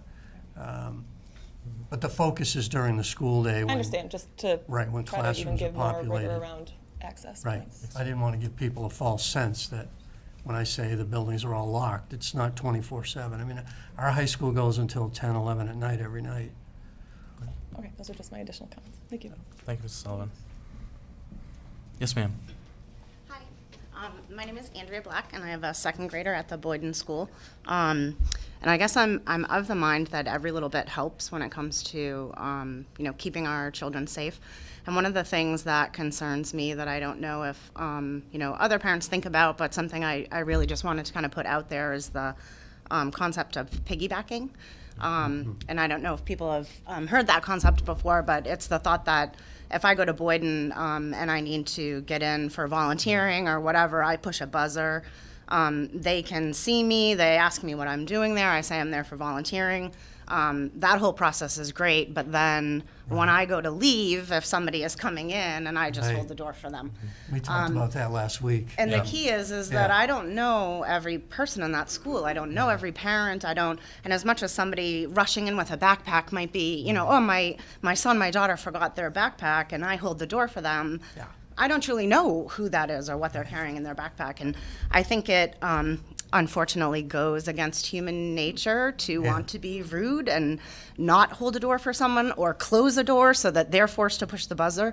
Right. But I think as parents, it's a step that we can take to make sure that our kids are safer and that we're not just letting any person into our schools. So, what do you think of this? We were thinking about writing a write-up about that, defining what piggybacking is, and asking all parents not to participate and to expect to have the door shut between visitors and to and to start the process with each person. Yeah. Anew. Yeah, because I don't think that people think about it because again, it's human nature to want to hold the door for someone or. and I'm not actively a part of the PAC, but I'm more than willing to attend a PAC meeting and discuss it with them if something like that comes out. I'll follow up with you through an email so you have my name and number if you need it. But just so that it's out there so people are thinking about it and we can try and make an effort to stop it from happening. I thought we'd use the weekly principal notes. Yeah. And have each principal send out a descriptor and a request, similar if there was a safety issue in the parking lot with speeding. Thank It's you. a safety concern Thank you, Ms. Black. too. Thank you. While I'm at it. Yes, ma'am. Kistra Damaso. I do have, and will have students at OPR, or kids at OPR. Hold on. Sorry. My name is Laura Humphrey. We were on the PAC board together at OPR. That's why we're up here, and we're also on the playground committee. I have an OPR 5th grader, and I have a BMS 8th grader. So Laura and I identified some concerns we had about the playground last year at OPR, and primarily being lockdown drills. The playground at OPR, and I'm not sure how it is set up at other schools, is like the furthest point from the school. I mean, there's nothing really between the gym, the playground, and then the office is way down the other end. We had talked about whether or not we do lockdown drills for when kids are out on the playground. I don't know if that's been done. It was supposed to be something that was discussed. And just having our kids practice what they're supposed to do, how we get the message out to the playgrounds that if we do go into lockdown. The other thing is you had talked about cameras. Right. Again, I would venture to guess there's no camera That's part of the 30,000. Okay. So There was also a concern last year that there was no way for the back playground recess aides to get in contact with the front office. So we're not just talking about an active shooter drill, we're also talking about medical emergencies, allergy, something with an allergy or someone breaks a leg. The recess aides had to use their cell phones, and from what I understand from last week's FinCom meeting, that the phones don't really work very well in OPR. So That's why I have we're a little bit of replacing a it. concern. I think they have two-way radios now, but if they don't, we'll get them for them. Yeah, we talked to Mr. Barner about it. Yeah. I think we have. I'm not sure. I'm not sure how well they actually work. After that came up. Well, I'll double check that. Okay. Last year they didn't work. Yeah. We had worked with Mr. Fortin on this. Oh, that's a good idea. So that was one of our concerns, is that if there were any kind of medical emergency or emergency drills in the back.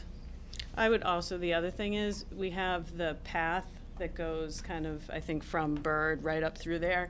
And there's like this big opening, and I know obviously like budgets are tight, but it would be lovely if we could actually make it so our playground is actually enclosed, because it really wouldn't be, the playground's huge, and it wouldn't take much for somebody to walk up that path and just walk in versus having somebody to actually go over a fence or something. I think it's a very vulnerable spot. It is.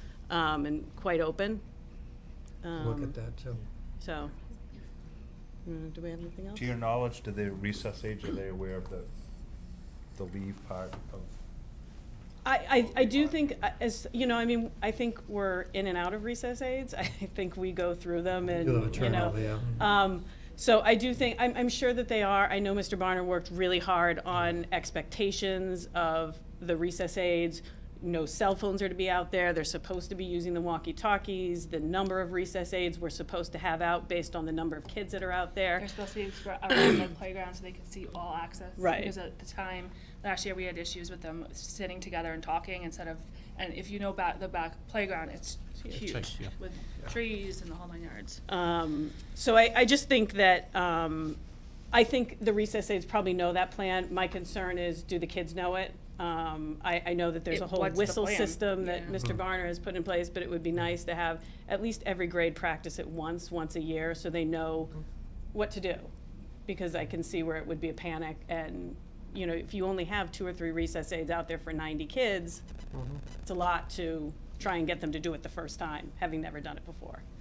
We talked about it the other day at a meeting too, that we know we need to change up our tactics a little bit about our lockdown drills. Like we do it right now, most everyone's in a classroom. The kids need to know how to do it from a cafeteria, from the playground, and we're talking about maybe even during a fire drill. So we know we have to do it, it's just a matter of planning and adapting it. There was also discussion with I had a discussion with Mr. Fortin last year, and he was saying that they have never practiced a lockdown drill in the cafeteria. But you had raised the issue, so it sounds like it was actually done. Yeah, we did do it one year. There was, and we actually thought about it as we were doing it, and to Chandler's point earlier, the same thing with the classroom. You know, that's when we're doing that assessment phase, that's what we're constantly trying to do. You know, like this is all glass, and when you walk in the front door, you can see right in that classroom, and the cafeteria is right here, and, you know, assessing how you would leave, like how do you get out those access points? Can everybody in the cafeteria fit into the cooking area? Where are there doors in the cooking area that you can leave from?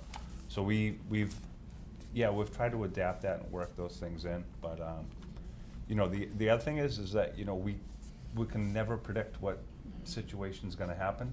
So what we try and reinforce over and over again is adaptation. You gotta be able to adapt to whatever is unfolding and deal with it. And sticking to the 4 Ls, locate, lock, leave, live, you know, the recess age being, knowing that leave element, obviously if the threat is inside of the school, you're not going inside the school, you're gonna leave. You're gonna gather all the kids and you're getting out of there. Has there ever been a program for the parents to go to for the 4 Ls, just so that we can help educate the children? We haven't, and part of the reason why is because there has been debate on whether or not how much of that you should teach to the public, how much you should teach to the students, you know, because like I said, when the police adapt to certain things, so do the bad guys. Like they adapt to what we're doing, we adapt to what they're doing. So, and the deputy and I have actually had long conversations about this since the Parkland issue, and to what degree of involving the students with locate, lock, leave, live. And I think, and I think he agrees with me, that we're at the point now that we should be teaching at bare minimum our high school kids this process, and maybe even to a certain degree the middle school kids. Even a modified version, age appropriate. Or maybe even making it more age appropriate. But you know, when you look at the high school part, when we're, you know, the teachers are obviously, if something happens, they're gonna take control, and they're gonna go through the process of what we're supposed to do. But our students are still very useful in those situations. You know, if you're in that last element, that live element, and you have to counter because now that individual is breaching the door and they're gaining access and you can't get out, then that element of live kicks in, and it's not just up to the teacher. You know, they're gonna have to, those students can help out. Or if you can't get into a classroom, because I know that there were some kids in Parkland who were stuck in the hallway. Right, well, part of the reason why they were stuck in the hallway was because the fire alarm. Right. And they don't know if the fire alarm went off because he fired shots or because he activated it, because the kids do two different things. When we have a fire drill, they line up in a line and they file out of the school, out into the parking lot. And when there's an active shooter situation or a lockdown, it's a different response. So we learned that, it was the first thing we learned when we did the training at the high school one year.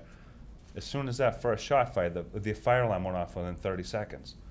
And we were like, whoa, like that's something, we literally went back to the police station that day and we changed our policy as far as responding, that every time there's a fire alarm at a commercial building or a school in Walpole, we go. You see the whole shift go. Everybody that's available goes until we know exactly what it is. And we get there and it can physically determine that, we go. And I do want to comment that Mr. Barner has addressed we met with him in the beginning of the school year, and he spoke to us about the different plans he has put in place with the whistles and stuff, and teaching the kids like one whistle means this and one whistle means that. So I know there have been great improvements. There have been huge improvements. It's just the back playground is just a thorn in our sides. My own daughter, when she was in kindergarten at OPR, and we did a lockdown drill, and when she came home that day, I said, how'd you do in the lockdown drill? And she said good, and we went in, there was 2 classrooms together, and we went into this middle classroom, and we locked in there, and we sat down, we read books. Like that, you know, that's what she said. And I said, oh, and I said, you know, do you have any questions about what you learned today? And she said, and it freaks me out a little bit because this little girl, it's a kindergartner, and she said that She says, well, I understand we were in the classroom and we all locked in there and read books, but what am I supposed to do if I'm in the hallway or I'm in the bathroom? And she had no idea. Like, and I said, well, you could jump into another classroom. You don't go back to your classroom. You just go in any classroom that's there. Or and I hate to say this, but I said, you might have to leave. Like, if something's happening in the hallway and there's a door, you have to leave.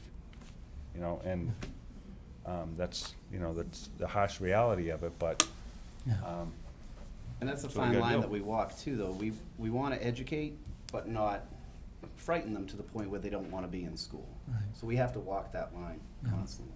And the teachers are trained before they lock the door. They're to look both ways down the hallway and pull any kids in they can. I want to make it clear that other schools, this is, what they're talking about at OPR happens or will be happening at all the schools. We meet every 2 weeks, sometimes even more frequently. So if there's something that is effective at Old Post Road, we'll implement it at Fisher, at Boyden, and at all the schools, middle schools, Elm, whatever it takes. Thank you. Thank you. Yes, ma'am. Hi, good evening. My name is Wendy Nossel. I have 2 high school students. We exchanged emails, Chief Carmichael, last week. I do appreciate the detail and the time you took to respond to some questions. I did want to share my experience as far as my kids and their friends with lockdowns. I did try to do due diligence before speaking. Spoke to a few neighbors who had kids at the high school as well. From what I'm hearing is that they've had 1 lockdown this year, and it typically happens in homeroom at the beginning of the year. My kids, when questioned separately, I've got the same information. They did not actively participate this year in a lockdown. They were in a classroom this year and last year, but they didn't move from their desks, and they remained on their phones. And to me, that's a big concern, that their high school career, they have not actively participated. So I don't know, what we can do to improve on the situation. I don't know if I hope it's an isolated incident, but it seems like it's been 2 years in a row. They did happen to be in the same class at the same time. So that's a detail I did want to add.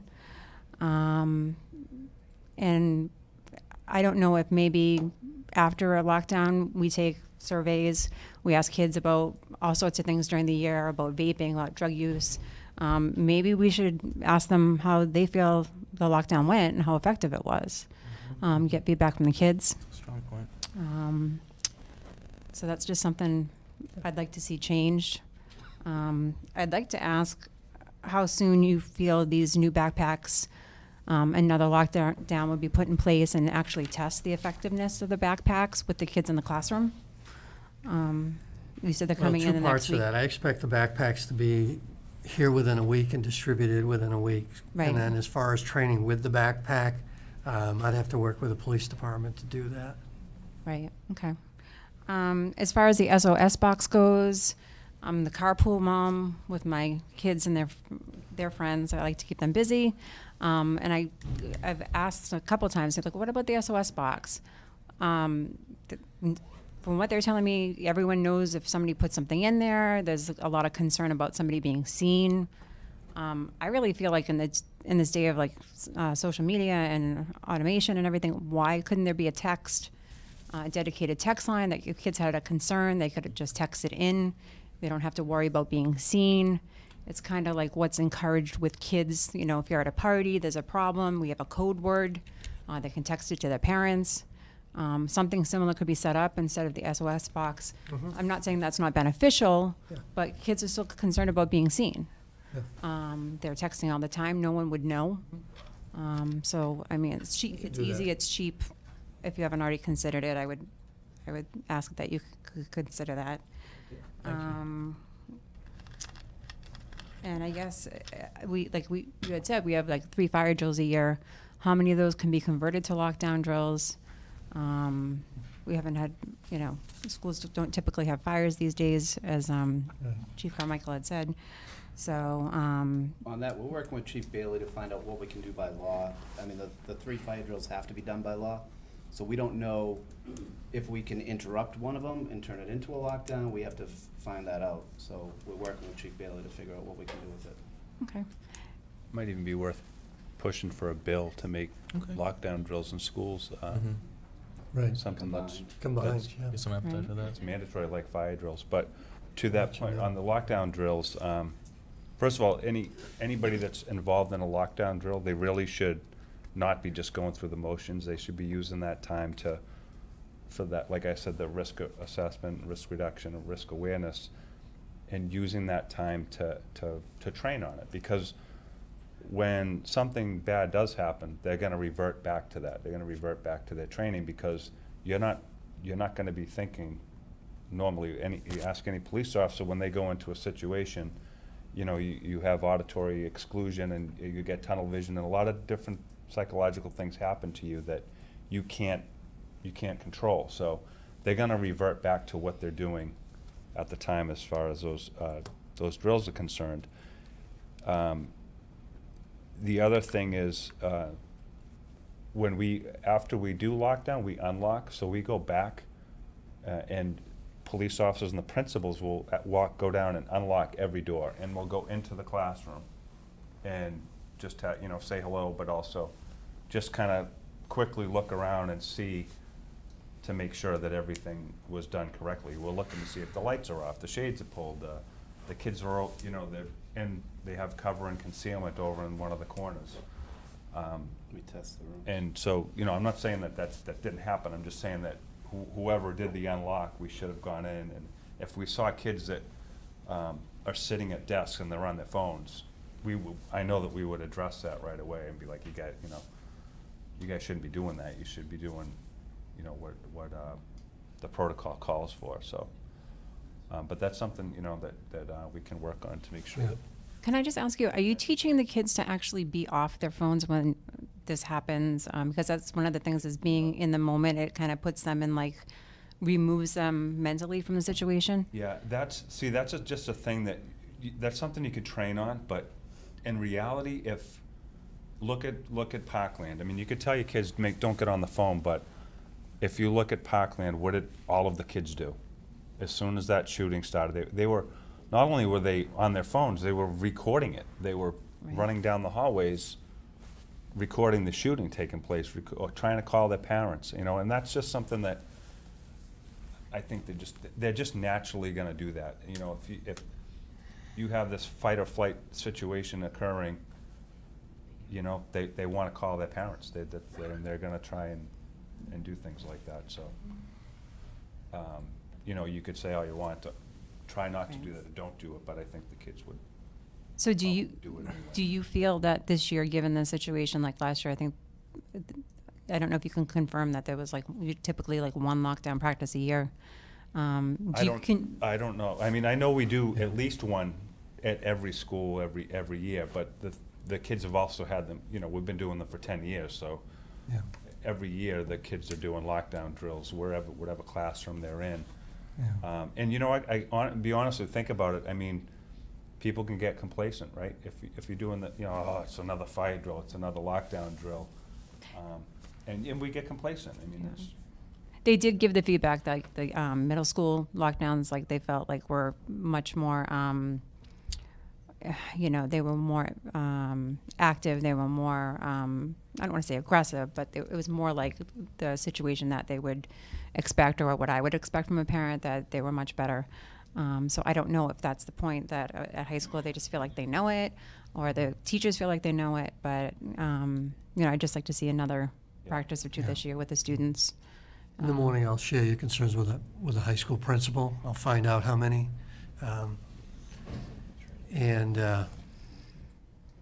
And also I can determine what homeroom that was, and we'll address training the staff to implement better mechanisms during training.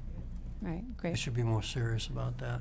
All right, thank you for your time. Thank you. Your idea of a survey too is a great idea, because I think Yeah, I like that. we get better feedback from the kids. No, I think it would be good, and even like if you know, I think even anonymously, kids have, or even parents are like reluctant to fill something out, just that they might be identified. So, same thing. Go back to the SOS, automating it with a text as well. Any concerns could be addressed through that. So, Thank you very much, ma'am. Hi, Yes, ma'am. Maxine Smith. I have a student at the Walpole High School and at JMS. Everybody's had some great suggestions so far. I agree with everything they've said, especially the lockdown. My daughter at the high school, unfortunately, we visited Parkland, Marjorie Stoneman Douglas in February, and it was awful. And it was necessary for my kids to see it. And one of the first things that my daughter said after was like, you know, I don't remember the last time we had a lockdown. And I think that as horrific as Parkland was, I think we need to learn from it. And I think the kids now, they've witnessed this. I mean, just last month, and they need to participate more in lockdowns. I think they're going to take them more seriously now, especially at the high school level. Like, these kids really just felt it, and I think the lockdowns, I think, really need to happen more often. Once a year is not acceptable, I don't think.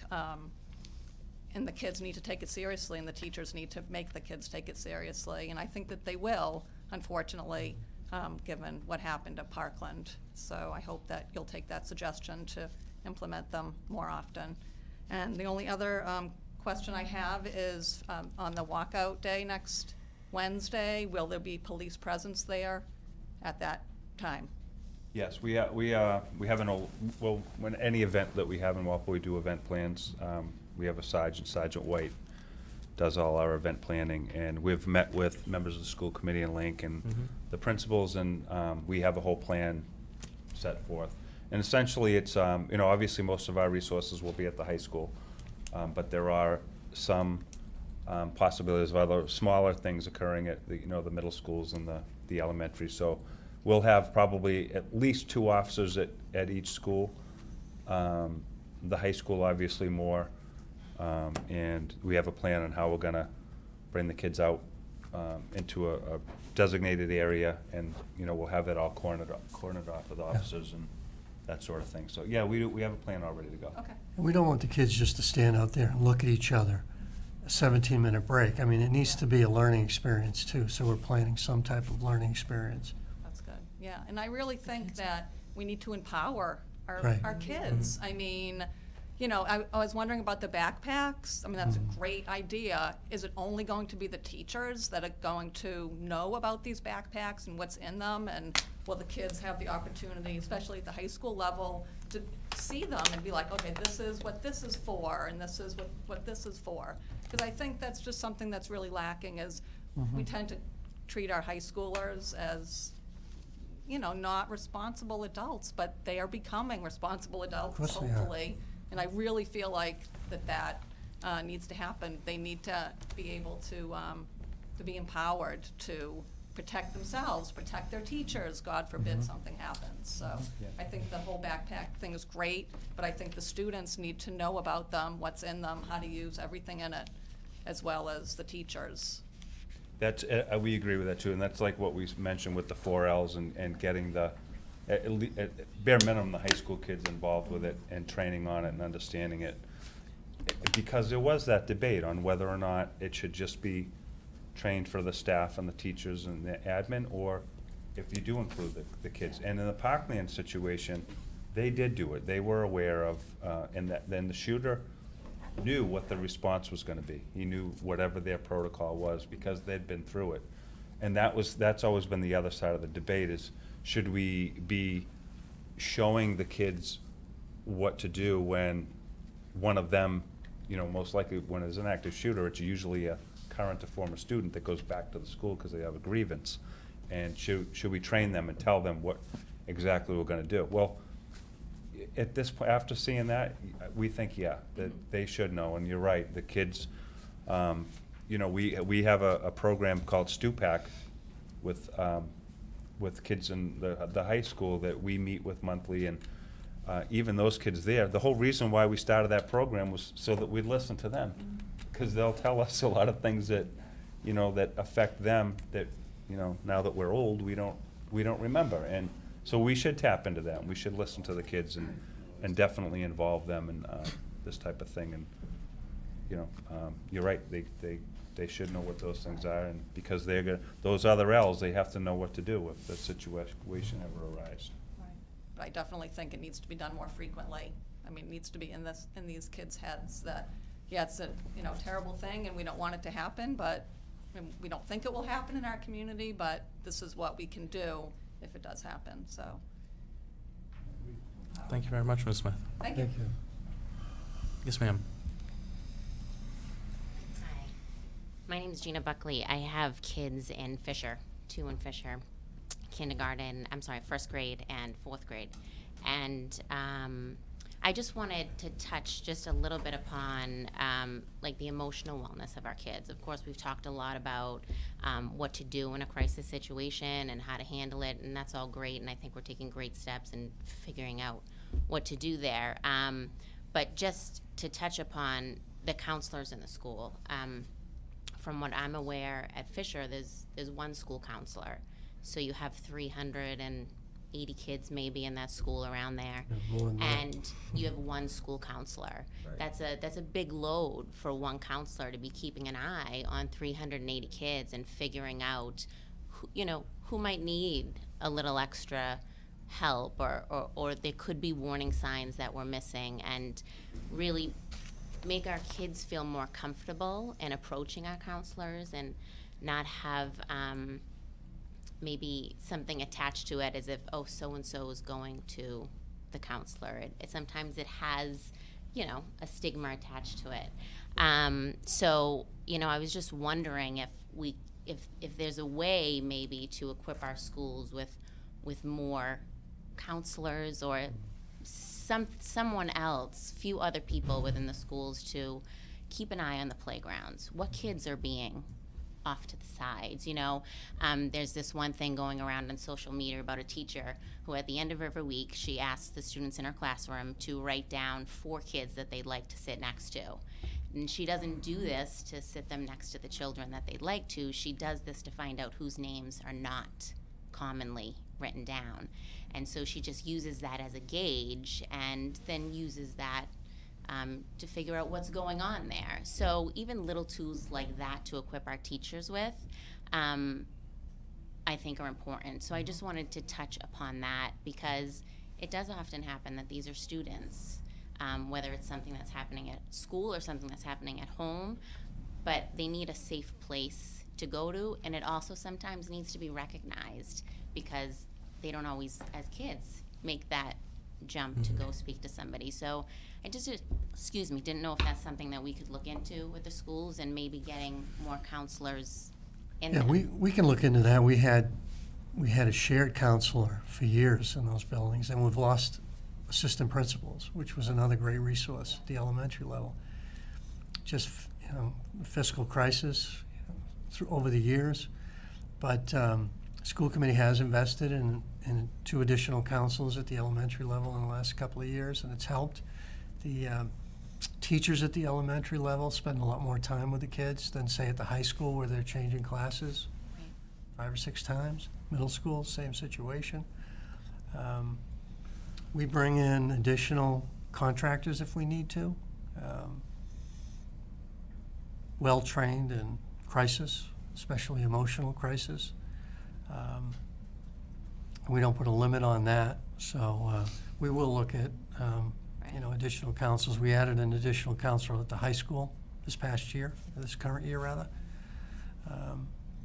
to drop the ratio at the high school.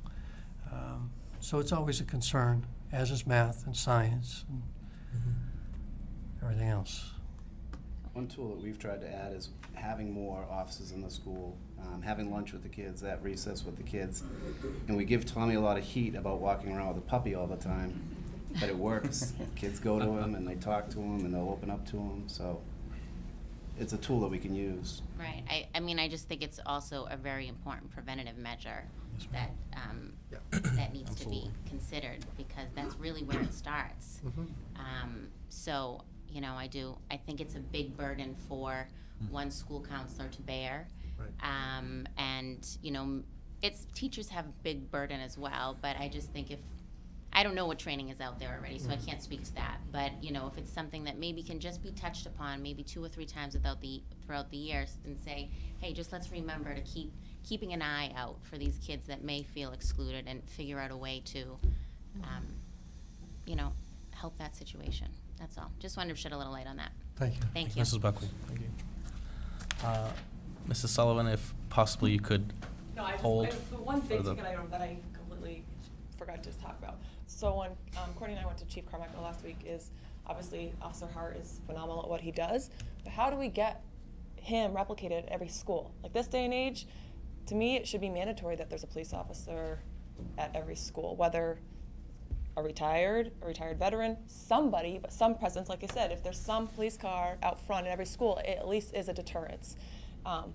So how do we get there? How does Walpole set the precedent of being, I don't know how many other towns, you know, in the state or country have that, but a lot of us want that. So how do we work together to get that? Thank you. And sir, thank you for waiting.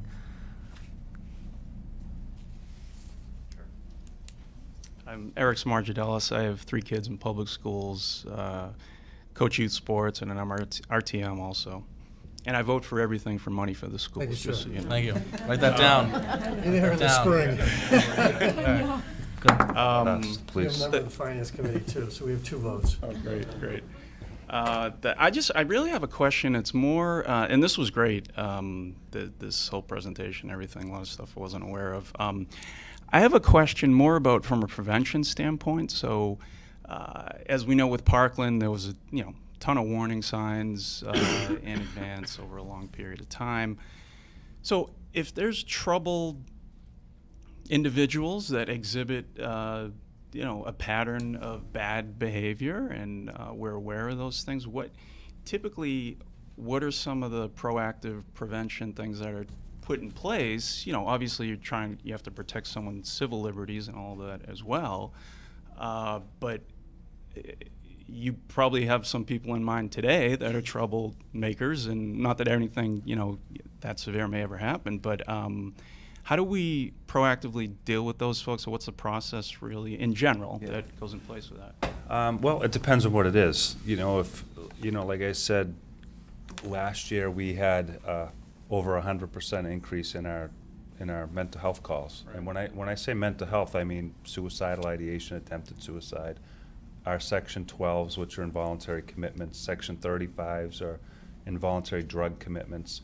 So those are the types of calls that we're dealing with under mental health services, and of those, maybe about 25 to 30% of them are under 19 years of age, and the way we deal with it is, again, looking at our MOU, and when we see issues with, maybe there is a propensity for violence, maybe there was a threat, maybe it's a mental health issue, maybe it's substance abuse, we try and intervene, and you try and get the resources, the specific resources for that person, and try and be an intercept for the further behavior, and try and get them the help that they need for the specific issue that they're dealing with. And sometimes that's temporary. Sometimes it's, we stop the crisis that might be taking place, and the result is temporary.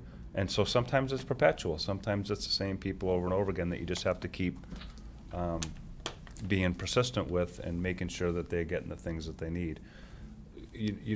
Whether it's mental health, like I said, we have a community crisis intervention team. Tommy meets once a month with a whole group of people from our schools, clinicians, Board of Health, Riverside, DMH, everybody is there. So when there's situations that happen, we have a lot of resources available at our disposal, but also we do case studies too. So specific things that we've dealt with last month, we can talk about this month and say, if this happens again, how can we deal with it? Or what could we have done better? in this situation. And, you know, same thing with our drug issues. I mean, we've had 170 overdoses since 2011, 31 fatalities.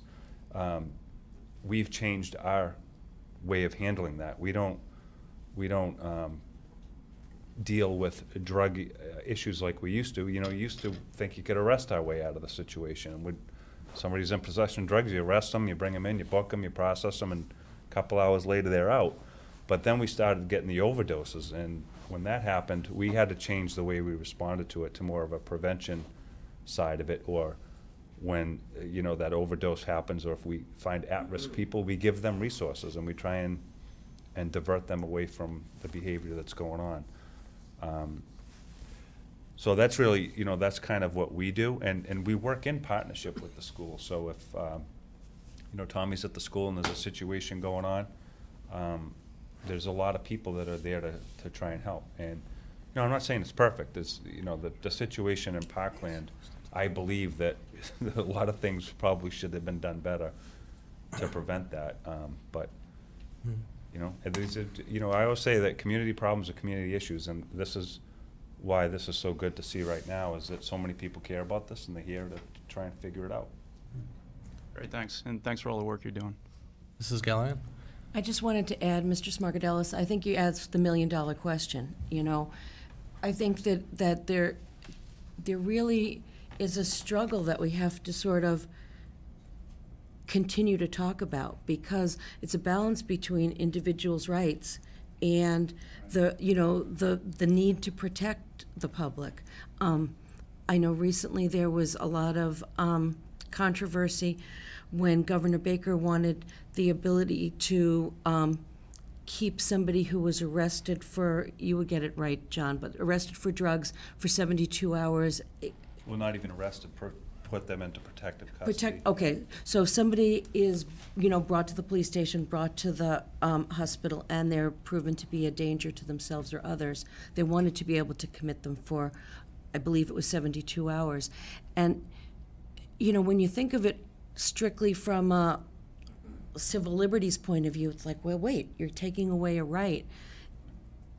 If it's in the reason of your own safety or safety of others, as a society, we have to struggle with that. And I think that's, you know, that's why it's important for us to just constantly evaluate what we're doing, how we're doing it, and how we can do better. Because you think of it in an abstract situation, and you think, oh yeah, you know, we shouldn't be infringing on people's rights. Well, I think at a certain point you should. Oh yeah, no, it's a balancing act, and I think the only way you can combat it is with, you know, certain processes and protocols that you go through, and you look for warning signs, you make judgment calls, and every day you hope you're doing the best you can, right, to prevent things. Because any of these incidents you've heard about around the country, there were years of issues that usually led up to that, right? And there were certain so it's great we talk about the prevention when a horrible act happens and how we can combat it, and we got to do that. But it's realizing what led up to that moment, you know, and all the opportunities there were to try to prevent something prior to that. So. Yeah, and you also heard the word stigma a little bit earlier, and that's one of the things that we're trying to do as part of our outreach as well, is try and reduce stigma as far as substance abuse issues or even mental health issues. Because in a town like Walpole with 25,000 people, if you have somebody in your home that's got a substance abuse issue or a mental health issue, it's very difficult to ask for help. Right. You know. Right. And as the police, like we try and take a stance as, you know, we're not here to judge anybody. We're here to help, and you know, the rest of the community can strive for that too. Because if people don't think that they can ask for help and they're having all these crisis situations in the home, then it just gets worse. And going back to those red flag situations, if a family feels like, all right, this is going on, this is a major crisis, but I don't want my neighbors to know, I don't want to see the police, you know, them seeing the police cars and the ambulance and everything, and that's embarrassing. We got to get away from that, because well, because when you hide those things, that's when it leads to a community thinking this could never happen here. Yeah. Is when those things are hidden, and it only comes out to the surface when something bad does happen. So, yeah, I agree completely. Thank you. Thank you, Mr. Smargadellis. Yes, sir. Hi, everyone. Hi. My name's Brian Murphy, and I have a son that goes to Boyden School. He's a first grader. I have 2 other sons that'll be going through the school system as well, and thank you for your time and energy on great stuff tonight. I also vote for positive funding towards the school. Write that down. Wait a minute, Sir? he keeps hearing the schools, but That's what 3 about the votes. police? Police department, obviously. Okay. I'll try to be quick in essence of time, and I think there's been a lot of great feedback tonight from everyone here tonight, and it's very encouraging to hear and see. I did hear like an interesting news story on NPR a few weeks ago about the superintendent in West Hartford and some of the measures that they've done, which I thought would be worth touching on. Some of them have already been brought up, but just things that I would never even have thought of you would see in public schools. But you know, how do you determine like what's worth bringing in, how much the cost is, but is it worth saving a life or 2 down the road? So I think it's worth at least exploring and considering. One thing he mentioned was military grade trauma bags, which have clotting agents for people who have severe gun wounds. Something that I would never have considered. We talked about a lot of other things that we've invested in with regards to backpacks, and I think that that's something that might be considered. I'm all for having more police presence and security guards, which was something that they have incorporated down there. Hearing what they've talked about with the OPR situation and not having that vestibule and the man trap, I think that that's something every school should have, at least for their main entryway, and having some type of glazed windows that can't be smashed from the intruder. Panic buttons, hidden panic buttons that can be accessed by personnel from the school, and then hearing the the investment towards security cameras and having those door stops from the inside are just some of the things that they brought up in this this news story. And I'll send a link to the superintendent after the meeting tonight. But that's all I had, and I want to just thank you guys again. Thank you very much, Mr. Murphy. Yeah. Anyone else? Well, thank you very much. I know I speak for my colleagues on the committee where we just want to again underscore that this is not your only time for public input, and we really appreciate the dialogue we had this evening, one of our longest public comment periods in a while, but a very important one.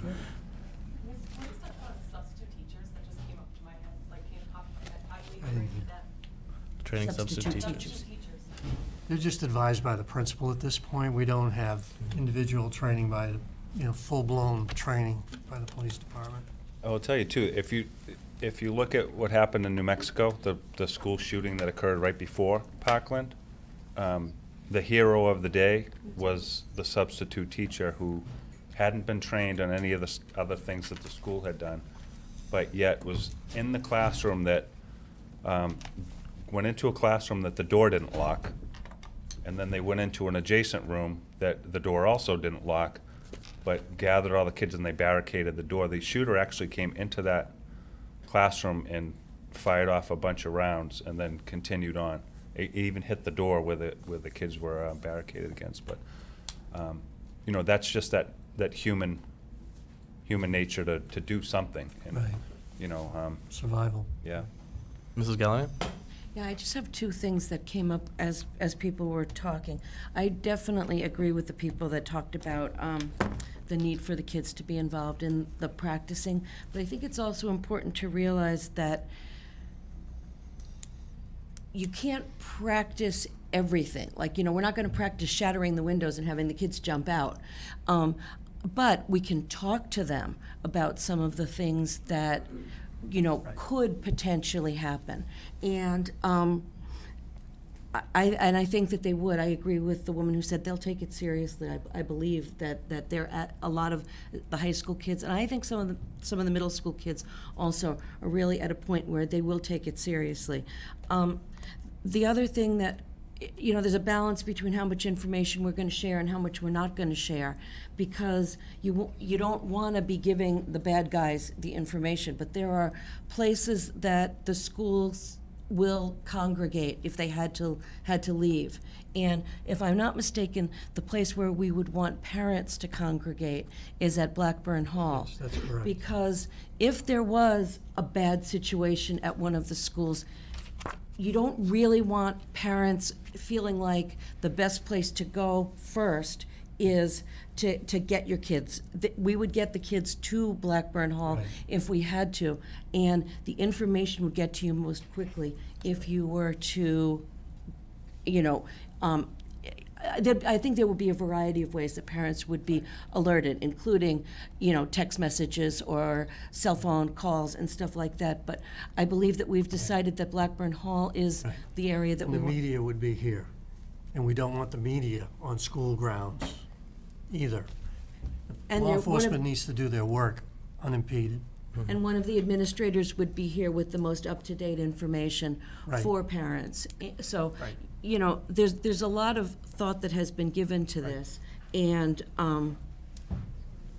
I think that as you practice, it is important for the kids to feel empowered. But I also think that it's, you know, we have to be realistic. We're not going to have them practice every single thing, including, you know, everybody scattering. Very good. Thank you. Again, thank you, and please, we are always open, and you always have the opportunity to continue to register your concerns and questions to us through the school committee mechanism via email, as well as the superintendent's office. And please also don't feel the need to stay around for warrants, donations, minutes. So this would be a good time if you'd like to. We do have a Parents' Night report that people might find. Oh, fair enough. There is a Parents' Night report that might be edifying as well, which you may want to stay for. I'd like to stay. Chief, no? No Parents' Night? I'm insulted. I don't want to watch you guys. It'll be in the notes. Oh, yeah. Yeah, the Bruins and the Celtics are on, I guess. Yeah? Wow. Moving on. You know how to clear a room. I know. Moving on. Thank you. Do you want us to put that on? I already did. Oh, you did? Very. It's the prevention piece. Very well. Moving on, subcommittee reports. Number 1, Parents' Night report. Mrs. Gallivan, would you like to do the honors? Sure, I'd be glad to. Last Wednesday night, we had a meeting, and Excuse me, could we take conversations out into the hall so we can continue the meeting? I Thank you. appreciate that. Sorry to be so Give me a forward, minute but to- never argue with a guy with a weapon. Thank you.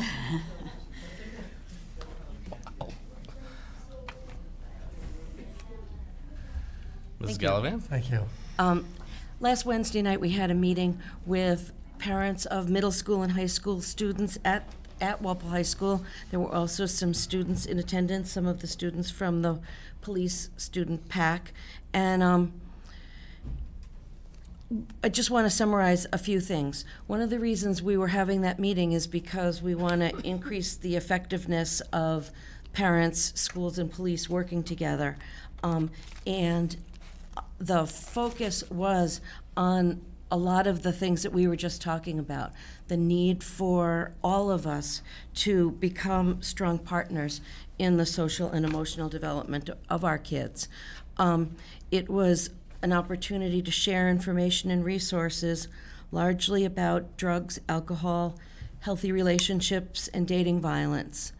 One of the things that I think is an important takeaway is that the items that I just mentioned are really risky behaviors that kids deal with when they go through their adolescent years. And it's important to know how and when to talk to your kids about the time that they need to seek guidance from adults, because sometimes those situations, whether it's drugs and alcohol or friendships or dating relationships that kids get into, get dangerous, and they get dangerous fast. And it's not necessarily the easiest conversation to be prepared to have with your kids. So we wanted to put together some resources for people, and the evening itself was recorded, and it's now available on Walpole Media. I found it on demand. I'm going to ask Mrs. Mortale to find the best way to provide a link for parents who might want to see it, and also a link to the resources that we put together for parents for that night. there was a one-page sort of summary, and then for people that are even further interested, there's some backup information. The two people who spoke were John Carmichael, the police chief, who you just heard this evening, and Dr. Malcolm Astley, who talked about healthy relationships, dating violence, and what all the implications related to that. And we hope that this will become a yearly event where parents help us to put together the most meaningful kind of event that we can, because it's just like we were talking a few minutes ago. It's best to be proactive on these topics, and it's also really hard to know how to be proactive if you haven't had an older child go through it, and most people don't. So, we're just trying to be a resource to parents, and it was great that so many people were willing and able to attend, and I would hope that the audience would grow as years go along. So that's what I've got to say. Ms. Sarek? I just wanted to second what Nancy said, and I think it's unfortunate that everybody sort of cleared out of the room, because even though that presentation was mostly about dating violence and the specific situation that Dr. Astley's daughter went through, so many of the red flags and the prevention and the awareness and paying attention to what's happening, I think speaks to what we were talking about. You never know if something bad is going to happen, what form that's going to take. But paying attention to those early steps and really being more aware of the social emotional health of everyone is really important. So I think that opened my eyes to a lot of things, just not the dating violence aspect. Mm-hmm. Well, thank you, Mrs. Gallivan. It was wonderful to hear from Dr. Astley, who back in 2009 and 10 we were sitting with at Suburban Coalition meetings and on Day in the Hill, and I think one of the things that really resounded with me was his notion of, you might have to help me, that was it healthy parting in all sorts of relationships? Healthy I think breakups, yeah. Yeah, Yes. he used the term parting, but I don't know what the first word was, but that, the notion that that relationships of all kinds can be just that they're not failures, but they're just not good fits. And I think For both people. And I thought that was really profound.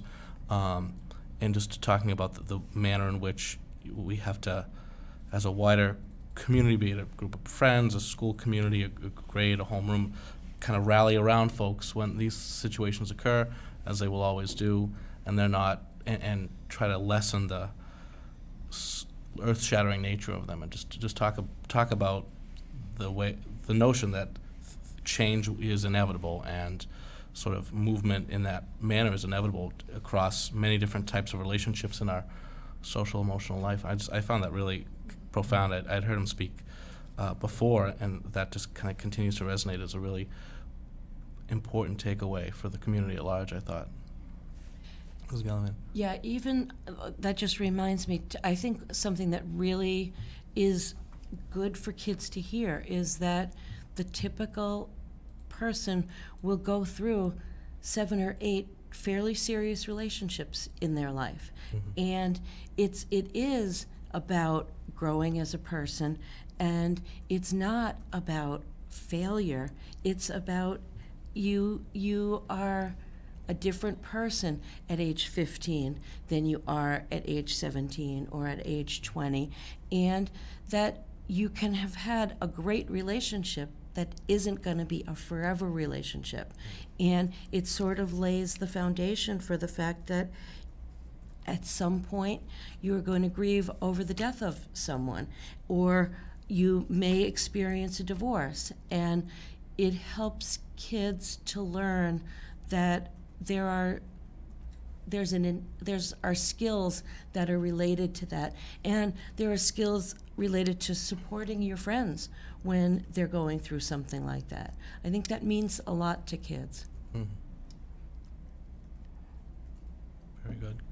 Also on that point, I think the notion of just not looking at yourself as a failure in all of these situations, and I think that was with his daughter's attacker, that was a theme that came along when people run into setbacks and hardships, not just in a relationship, but just in your personal, professional, academic life, athletic life, that doesn't brand you as a failure and that doesn't push people down a certain path. I thought that was profound as well. And for those of you who weren't able to be there, there are 3 videos that we cited in the resources. 2 of them are the film festival films that we have talked about here.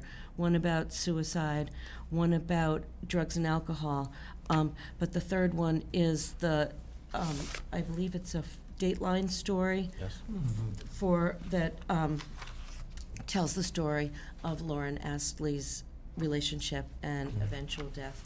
And it is done, I believe, in a pretty thoughtful way. Hard to watch, definitely, not for kids to be watching by themselves, but I think a great resource for parents, I really do.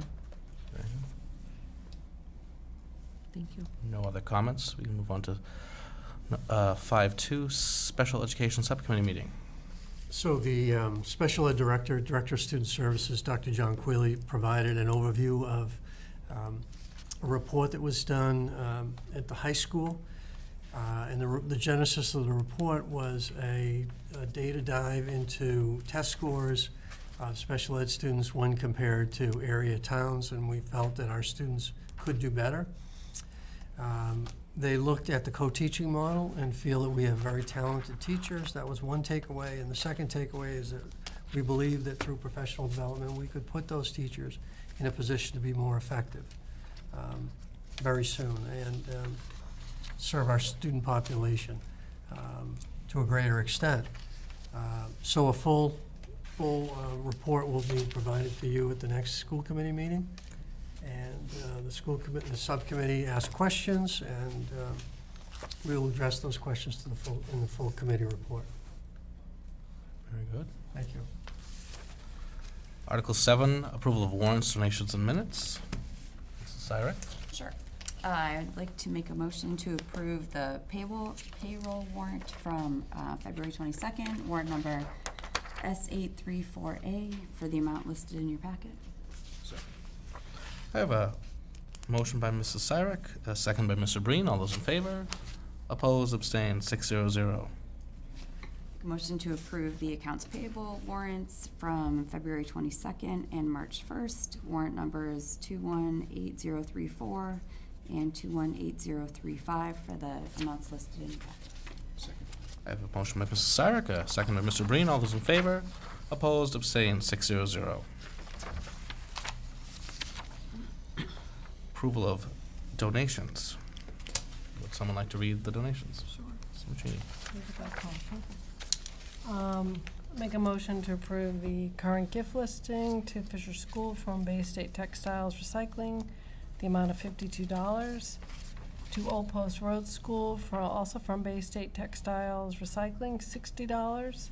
And to Boyden School from Bay State Textiles Incorporated Recycling, $39. To Bird Middle School from the Bird Middle School PAC, HP Sprocket Startup Package, $155, and a new stage curtain, $1,000, for a total of $1,155.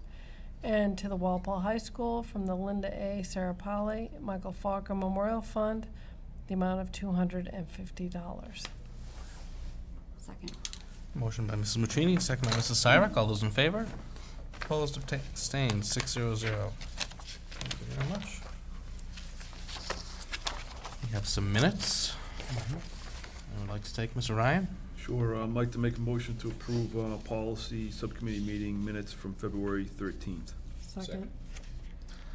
Muccini beat ya. Motion by Mr. Ryan, second by Mrs. Muccini. All those in favor? Opposed? Abstained? 600. I'd like to make a motion to approve the February 15th regular school committee meeting minutes. Second.